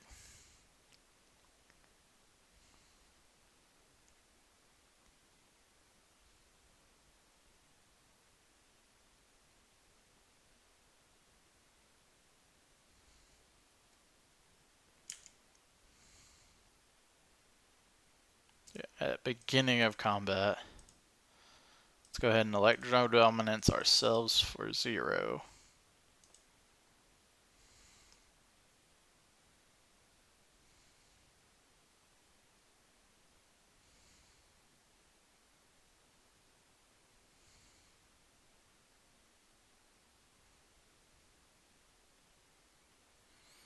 No Spell Queller up here.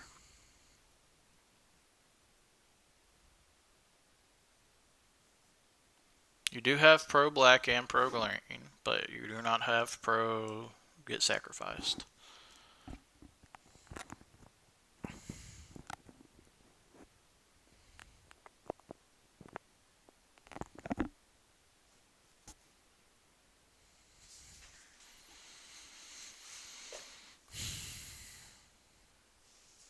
Alright, opponent's making a move.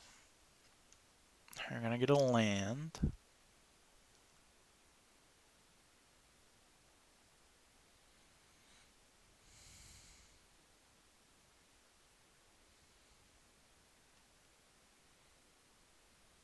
Another forest.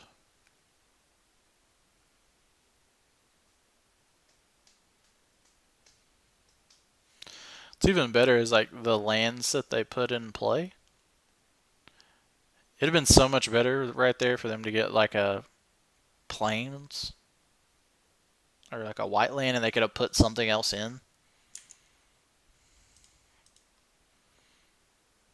with the Stoneforge Mystic. Awesome.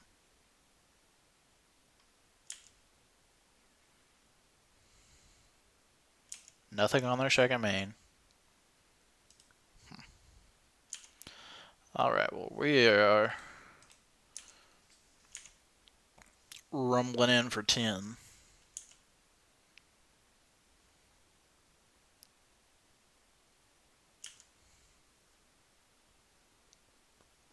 We have company covered with the Mystical Dispute.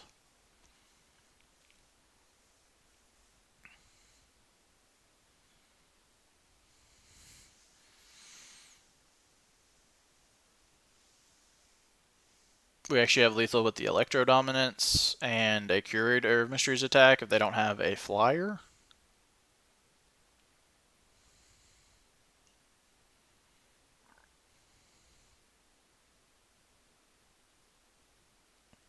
Teferi. Yeah, let's go ahead and hit that one.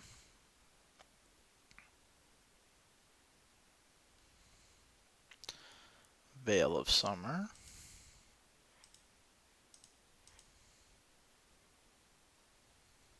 Remand. Oh, we get to scry too. Even better. Put that on the bottom.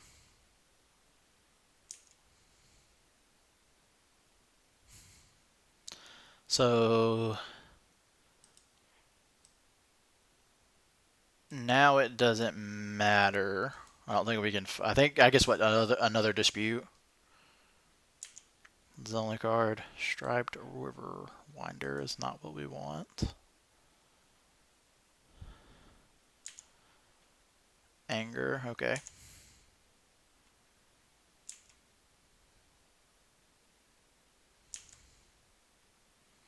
So they minus on the Ceradon, and they have 1 mana to stop.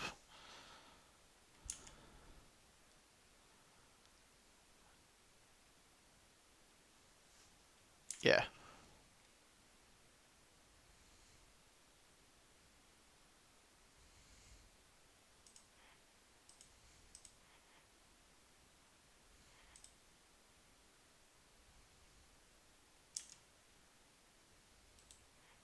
Sweet. So now we have for sure. That should be for sure. I guess this isn't it, is it?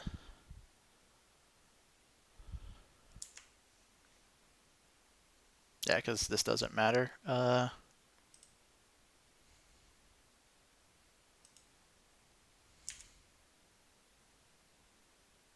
What 1 mana spell could they have that like actually gets us?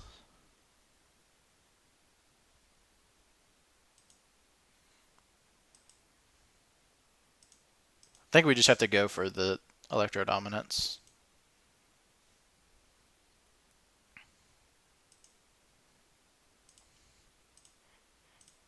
I don't know what they could possibly have.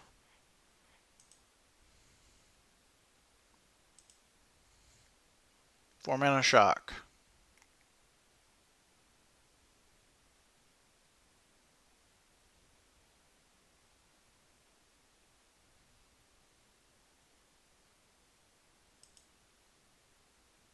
Sweet.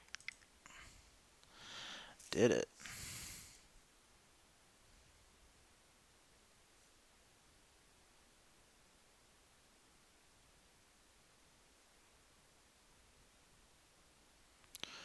Another weird Bant Snowblade deck. Alright, we are 3-1. Let's see if we can bring home this spicy 4-1.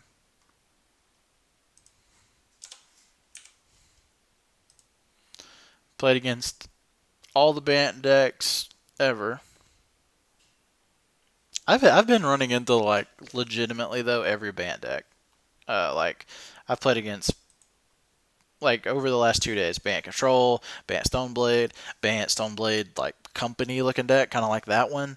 Now I played against Bant Luris Merfolk. Say that 7 times fast. This hand doesn't really do a whole lot. We are on the play. Or no, we're not. Not on the play. I mean, like, we have cyclers, but, like, these don't. Like, we're just kind of playing, like, a tempo plan. I think we want, like, action. In the unknown, we want action. So, like, we have one combo piece here and all the cyclers in the world, so I think we're fine. We're going to pitch Curator. Smallest cycler and doesn't cycle for free like this one does. So yeah, we're looking to draw a couple lands and a Living End. Tron, fun. By fun, I mean not fun. Alright, the good old on your end step cycle 3 times. Gotta love it. So is this Eldrazi Tron or Tron? I feel better about Tron because they don't have main deck Chalice of the Voids. But Eldrazi Tron, on the other hand, oh, they're just going for it. No fear. Stifle.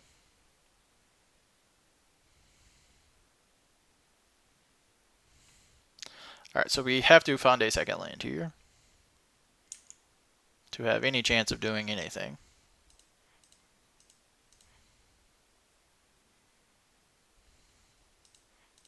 Sweet. Also nice. And another remand. Cool. And there's our footfalls so that we can have some pressure. Yes, we'll pay 2 life, because if not, I'm going to die. We can also always hope that our opponent just doesn't have threats, but they have the mana, but that is very unlikely. Alright, what you got? Give it to me straight.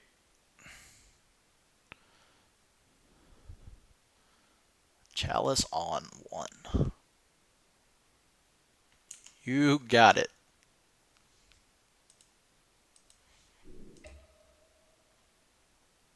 Yeah. We have no 1-drops in our main deck and 2 in our entire 75. Okay, so this is Cool. Alright, we will definitely get rid of that.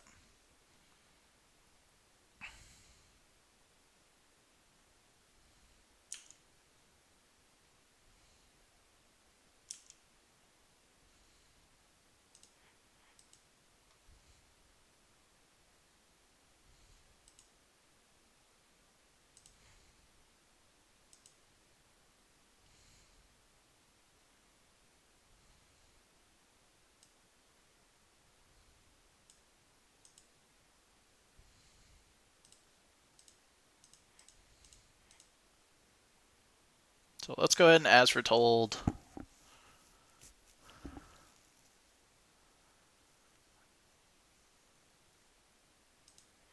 Cast Crashing Footfalls.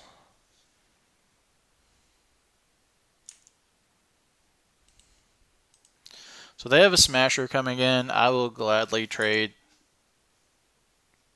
one Rhino for their Smasher.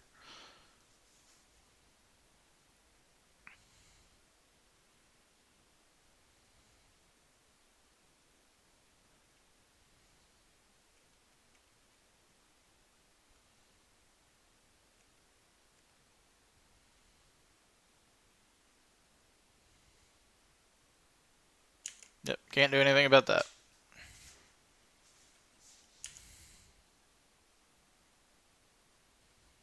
No attack. Interesting.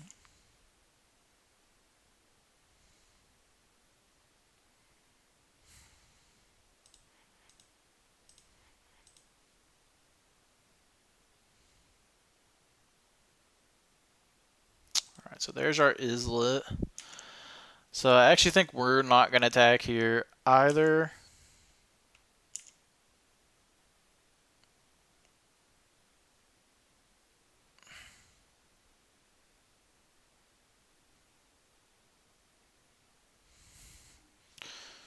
Make a Scion? Sure. I don't know why they tapped the other 2 mana. Are they going to make 2 Scions? Oh, okay.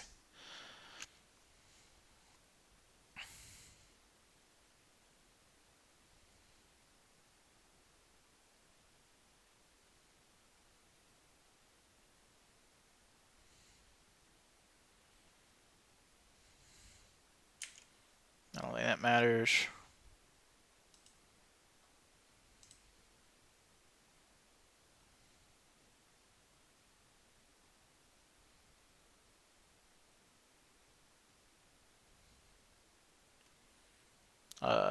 Don't think that matters either.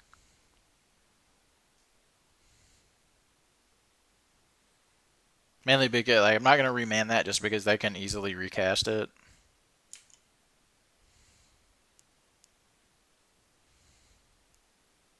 I'm more afraid of them having like another Smasher or a Thought Nazi here. Okay. So let's cycle Strife Everwinder.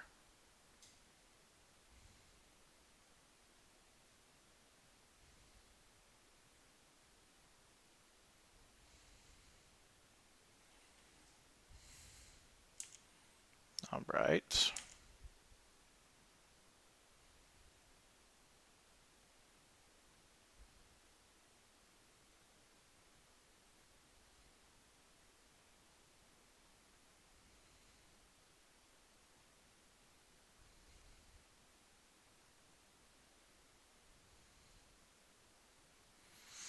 So here,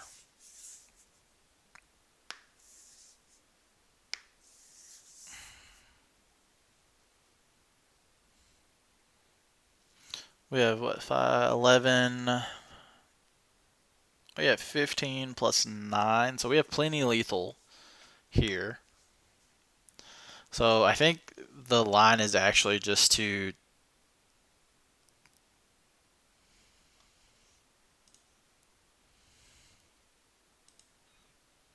I think it's just cast Living End here and pass.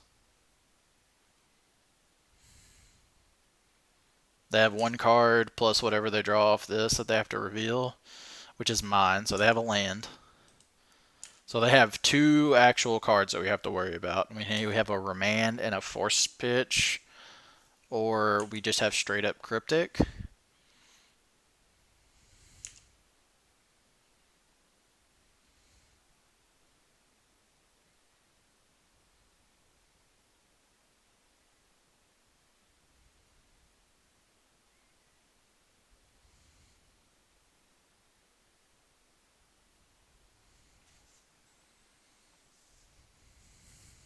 This all is dust.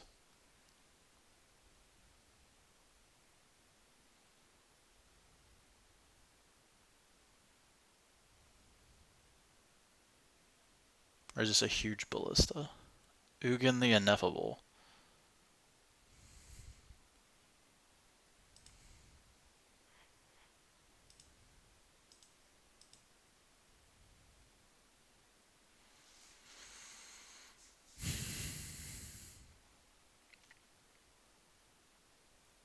Yeah. Got him. Alright, sweet. We definitely stole that game because our opponent did not know what was going on and played that Chalice on one. For this game, we want to bring in a Braids, we want to bring in Brazen Borrower, and that is it. I think Cryptics are actually pretty solid in this. We definitely want all of our forces. Remand is not as good. So I usually, I think we were trimming 3 Street Wraiths and a Remand because Street Wraith, it's rare we're gonna get under the Chalice. We're either gonna answer the Chalice or we're going to have to grind through until we can find an answer for the Chalice and do our thing. And Street Wraith, and we're gonna need our life total for that. So Street Wraith isn't as good. It's also our smallest cycler, and then Remand's not as good because they do have Cavern of Souls in their deck, whereas like Force Negation doesn't care about their creatures, and Cryptic is mainly so that we can tap their creatures down and get in for damage, or buy ourselves a turn. It also bounces Chalice, so we trim one Remand. Remand's good sometimes, but in the face of the Cavern, we get very pwned. Oh, never changed our record. There we go. Oh, this hand's the nuts. As long as they don't have Chalice, I don't think I can give up this hand. You got Chalice. You got Chalice.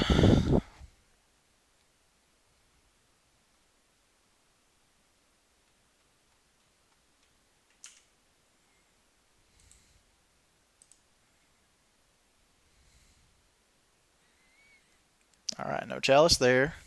Ooh, there's an Electro Dominance too.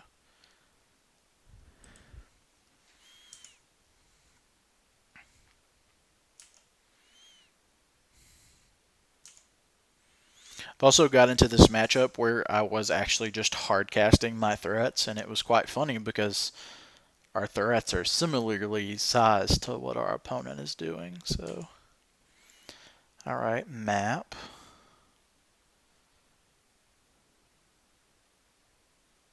No Chalice, no Chalice, no Chalice, no Chalice, no.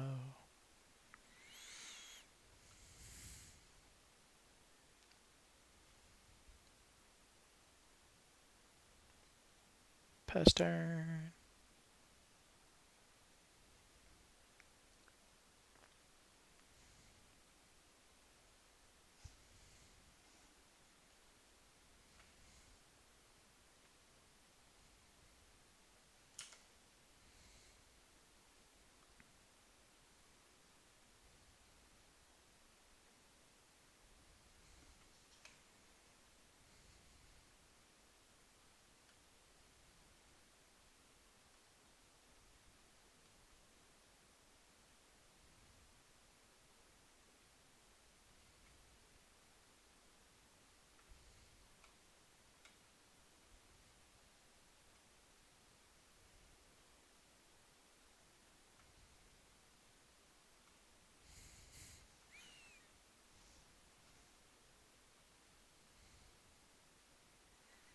Opponent is either in the tank or has gone somewhere. So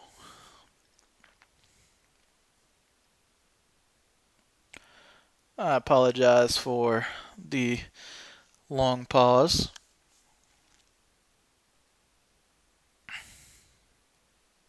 So for those of you that are in chat, what card do you think are you most excited for out of M21 that's coming out here in the next week? I was talking a little bit about Ugin earlier. I think Ugin is such a cool card. Definitely needed the reprint, but like scares the daylights out of me for what it's gonna do in standard. Like, like you can turn 3 Anissa in standard. I think right now, maybe I'm not sure.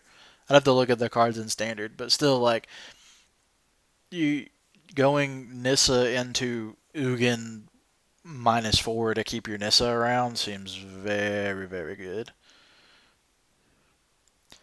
Waker of the Waves, yeah, definitely. It goes straight into a deck like this or any kind of blue flavor of Living End.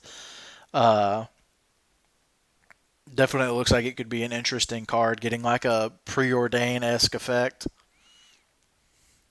I'm excited to see what that card does. I'm trying to remember what else we have coming out, and I know Azusa. I was very excited about Azusa as a full art masterpiece esque card because I do have full foil amulet. So I'm gonna have to save up some money and purchase those. Fierce Empath and Amulet is also a card that I'm excited to try out. Uh, I have a friend who has actually He plays a lot of different decks. Plays a little blue white control and other stuff. But his pet deck is actually Soul Sisters, and the Master of the Heavens or whatever, the one drop that's like as long as you have 7 or more life, then you're starting. You can tap him and make a 4/4 Flying Angel. He was pretty excited about trying that card. It seems like it's going to be an uh, interesting card to see how it pans out. Uh, what else do we have? Let's look while we're waiting on our opponent over here.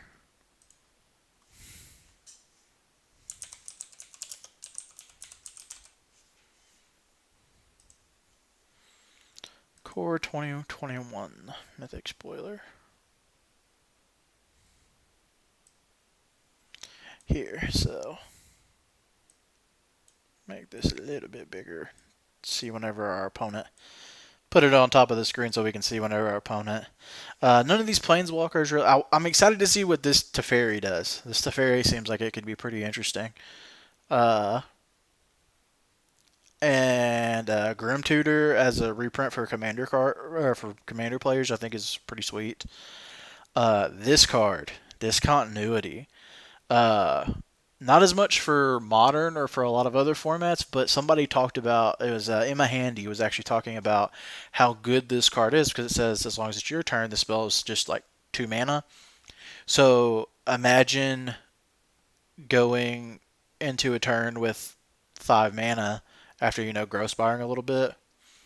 Yeah, Containment Priest is another good one, Eldrazi Tron. Uh, Containment Priest is definitely one that I'm excited to see in Modern and see what it does. And I also love that Containment Priest does nothing to Living End, so I can still play a graveyard deck. But Discontinuity, you can actually play your Uro, and then with your Uro trigger on this, like you can, with 4 mana, if you have a land in hand, like you have 4 lands already on the battlefield, our opponent's back. But you have 4 lands already on the battlefield. You play Uro with a land in hand. You put the land into play off that trigger, and then the sacrifice trigger, you can use the 2 mana to just cast this and end the turn and just get a free Uro on turn, 4? 3 for some people, depending on if you're playing, which you probably are, Growth Spiral. Alright, so opponent is back.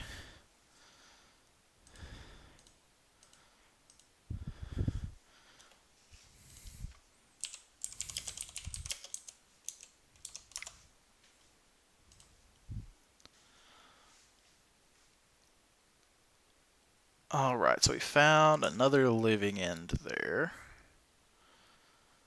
Alright.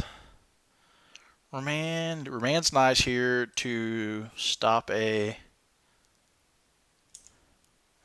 Cool. So Remain's nice here to stop a potential, what I'm assuming is going to be a Thought-Knot Seer here. It's what I'm most afraid of, at least. Oh, they're just going for the Trons.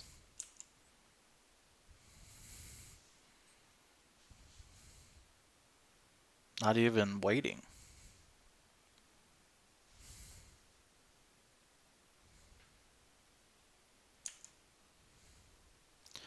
So I'm not gonna. So yeah, now we can fetch here. Should have cycled first, but I'm an idiot. We'll just go ahead and shock. I think we'll be fine.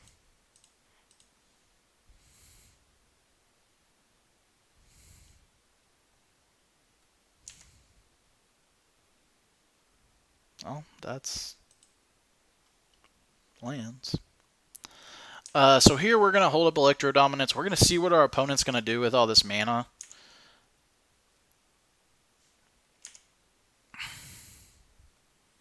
Because, man, they have a lot of it.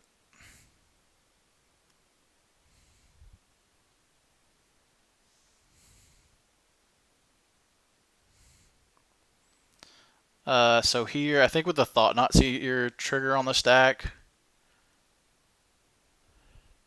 Actually, like, Thought-Knot Seer can resolve here. Doesn't actually matter because we have the stuff. The only way we get punished is if they also have Chalice to play on 0 after this. We can also go off with the Thought-Knot Seer trigger on the stack, so that they'll get to rip one card out of our hand, but we get to draw another card. I think I'm down with that.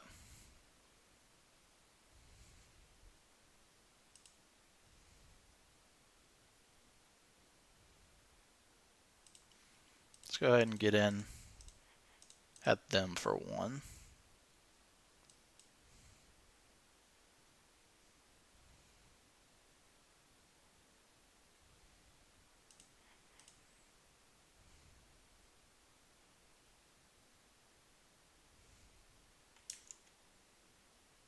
Would also have been interesting to see them dismember their own Thought-Knot Seer. So we drew another As Foretold. They're probably going to look here and take the Living End, which we really don't care about. As Fortolds aren't great. Remand is also good. So yeah, they took the Living End there. I don't think that actually matters. Because like right now we have 11 power in play. So what is this? Karn the Great Creator. Sure. Karn is fine. Definitely not ideal, but I don't know what they're doing with this 1 mana that's too scary. So we can actually check it with one of these.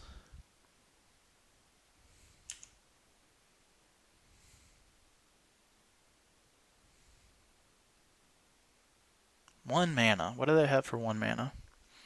So they're just gonna get it. He's just gonna get an Ensnaring Bridge.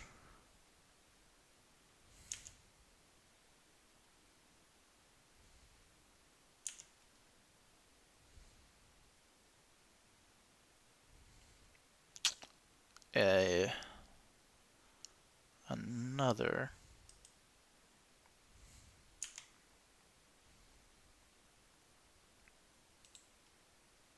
So we'll attack Karn here. This here.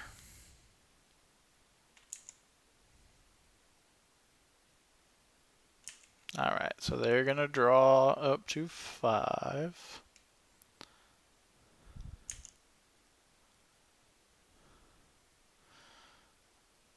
Alright, so this is one of those situations where our Braids, Cryptics, and Brazen Borrowers are really good. We'll probably, even though they have all the mana in the world.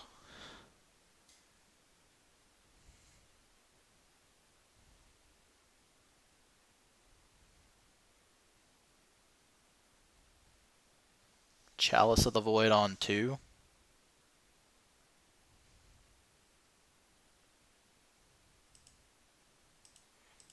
So that actually kind of annoys our plan because they're trying to chalice us on 2, but.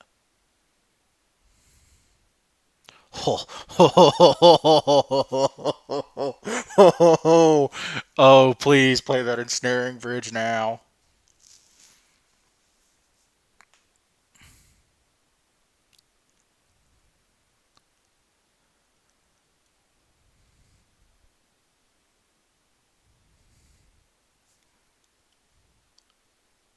Why are they floating 3 mana?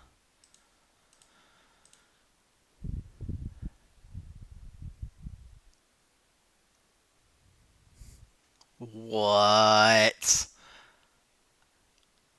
What? Sure, chalice on 1 is totally fine. Opponent has shown that they don't really know this matchup, but because of the putting the chalice on 1, but like that was oh sweet, and we just have lethal. Nice. GG's opponent.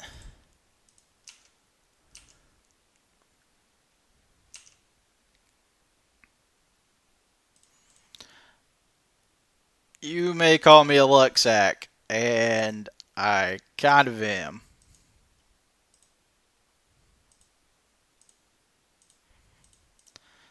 Loader on up. 5 mana lightning bolt. I'm good. Sweet. Nice. 4-1. 4-1, guys. And that was against Eldrazi. That was awesome.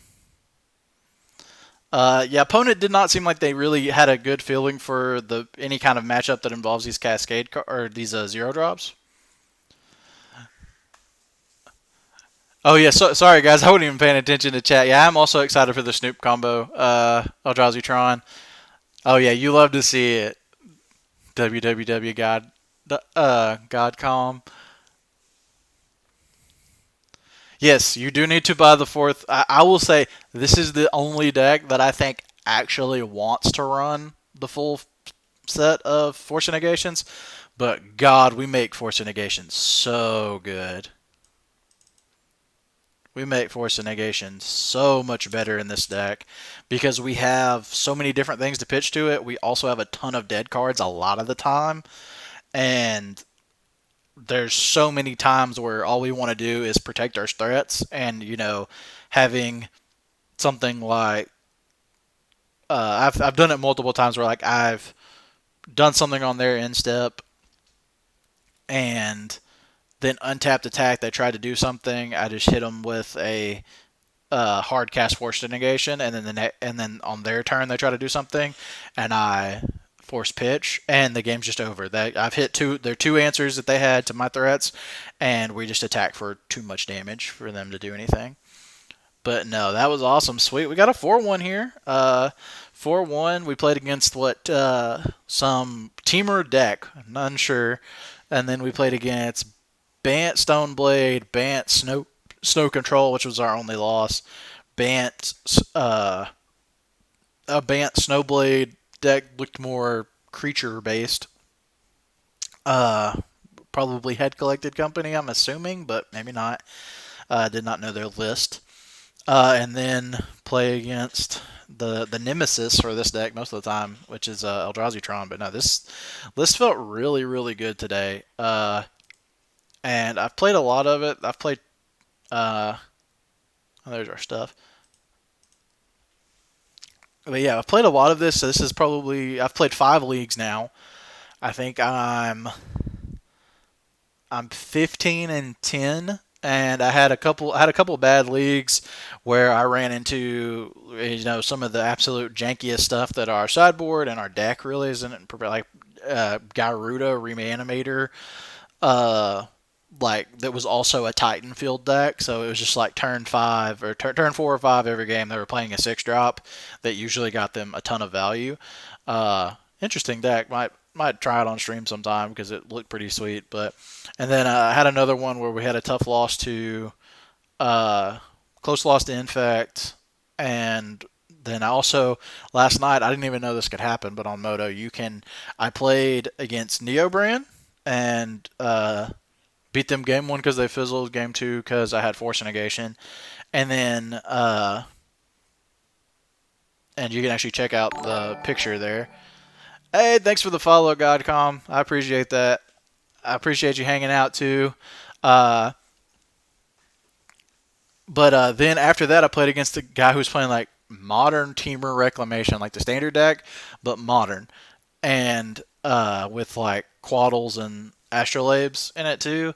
And then 2 rounds later, he had the same guy had finished his league and talked to, and we got paired again in my 4th round. So I played against him twice in my one league, and the matchup is just not great for us. Both times I lost 1-2 because I would be fast enough one game, and then once it got to the long game, I just didn't have the answers. Then I also lost to Devoted Druid and Eurosa, which I think are both very bad matchups for this. Eurosa's like all their cards just line up very good with us.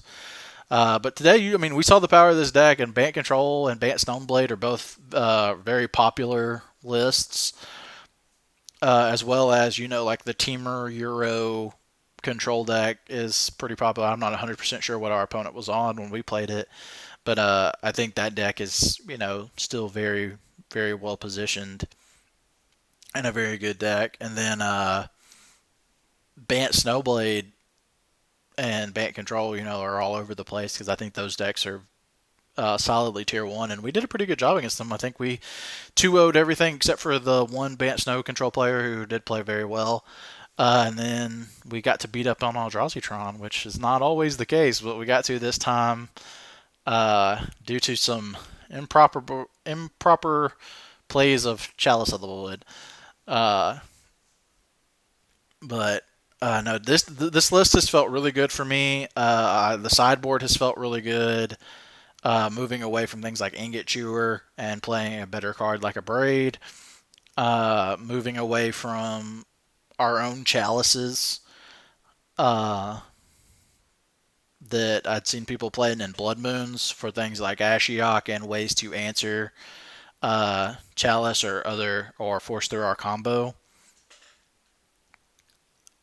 And then Aethergust is just a good card. Really helps us solidify our a lot of the aggro matchups. But yeah, this list felt great. Play 4 Force Negations is definitely something I would say. And then Street Wraith is our worst cycler. So that's probably the one you're going to cut most of the time.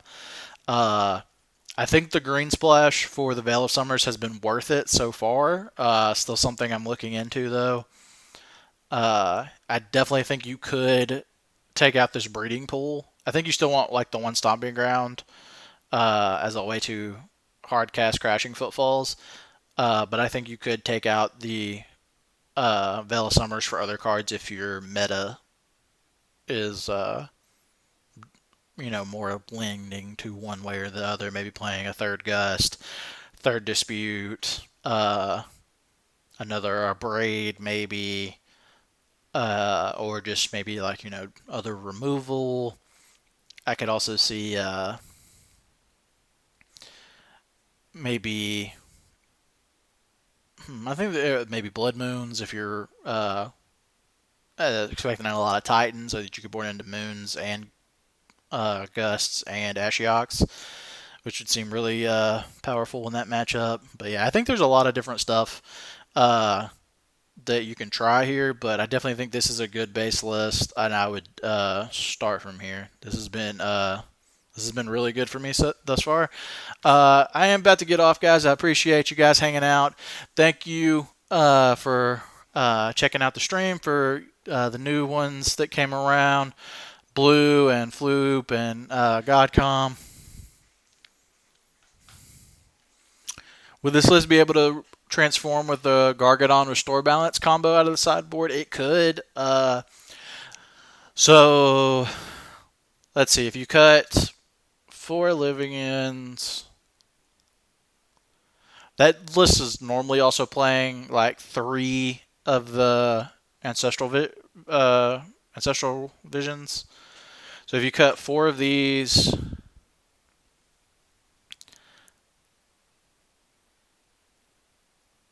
and probably 7 cyclers. Yeah, you very well could, and you would use like things like striped river winder or whichever. It's probably cutting street wraith and striped river winder because these are actually like castables, uh, or more castable at least. Uh, and use these instead of like the ops and serum visions that you usually play. But I mean, I definitely think it could. Uh, where you just had like a transformational sideboard where you cut Living End and 7 cyclers, uh, and probably like a few other things. Because I actually have that list over here. I played it not too long ago. You can check it out on my YouTube channel, which is also where this video is going to go. Uh, but yeah, instead of playing Ops and Serum Visions and stuff, you're just going to play. And this list actually wasn't running. The biggest thing that you're going to run into is that you don't have Simian Spirit Guides, but I don't think that matters too much. And I think you do. I think Force Negation's better than Spell Pierce. So yeah, if you brought in those and Gargadons, you cut something like let's switch this back over.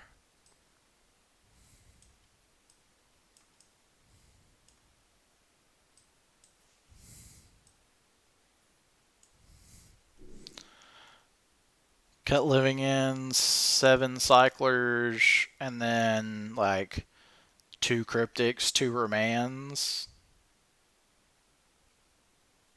at 7, 11. So you'd be short 1 because you 7, 11. No, that's 15. That's 15. So yeah, you definitely could. It'd be the entire sideboard, which is the issue. Is that it would be the entire sideboard unless you wanted to not play Ancestral Recall. But honestly, I haven't had the.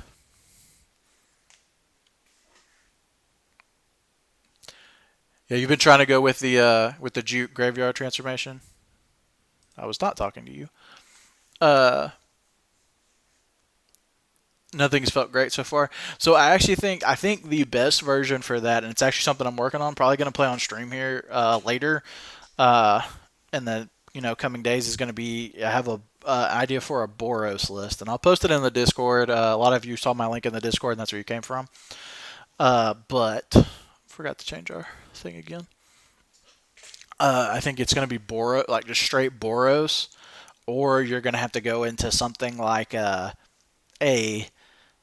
red, green, or Naya list where you can go into, because I think the best alternate plan is going to be Crashing Foot, is going to be something that can like incorporate Crashing Footfalls and the new stuff, the cycling aggro stuff. So I think that could be in. Yeah, Ancestral Visions is okay. Like it's the reason it was good in the other one is because you get your entire hand down. Uh, and and you have virtually no lands or little lands, and you have very few cards in hand. So then when you drew into it and you could just cast it off your Asfertold, you would just draw 3 and be right back in the game. But that was about the only. It was also fine to just suspend it on turn 1, but definitely not great. But I definitely think you could do that, and I will be posting and playing a list that kind of goes with the. It's gonna be a Living End list that goes with the Juke, with the new cycling aggro cards. So I'm gonna try that out and see what all we can do with it. But I think it's interesting. I think there is a lot. I think a lot of people have started to undervalue how strong Living End is and how strong being able to cast your 0 drops is. So I definitely want to, for free at least. Yes, and I definitely want to keep trying this list and definitely try a couple other Living End lists because I know a lot of you guys are looking for a new list or something that's a little bit cleaner than the old lists that we have that haven't really been updated since Amonkhet, an hour of devastation. So, but thank you guys for hanging out. I appreciate it so much. We got 3 new followers today, which is awesome. The rest of you that have been longtime followers, keep on coming back. I appreciate that. For those of you checking this out on YouTube on the YouTube channel, you can always find me at the YouTube channel. We got all kinds of content for all kinds of Eternal formats. If you haven't checked that out, go check it out. Search Easy to Great. You can also check me out on Twitter at Search Easy to Great, just like it's spelled right above here. Talk about all kinds of Magic stuff, post some fun screenshots, some deck lists, and always let you know when I am going live. So check those out. I appreciate you guys. Thanks for hanging out. Have a good one as well, GodCom. Stay cheesy.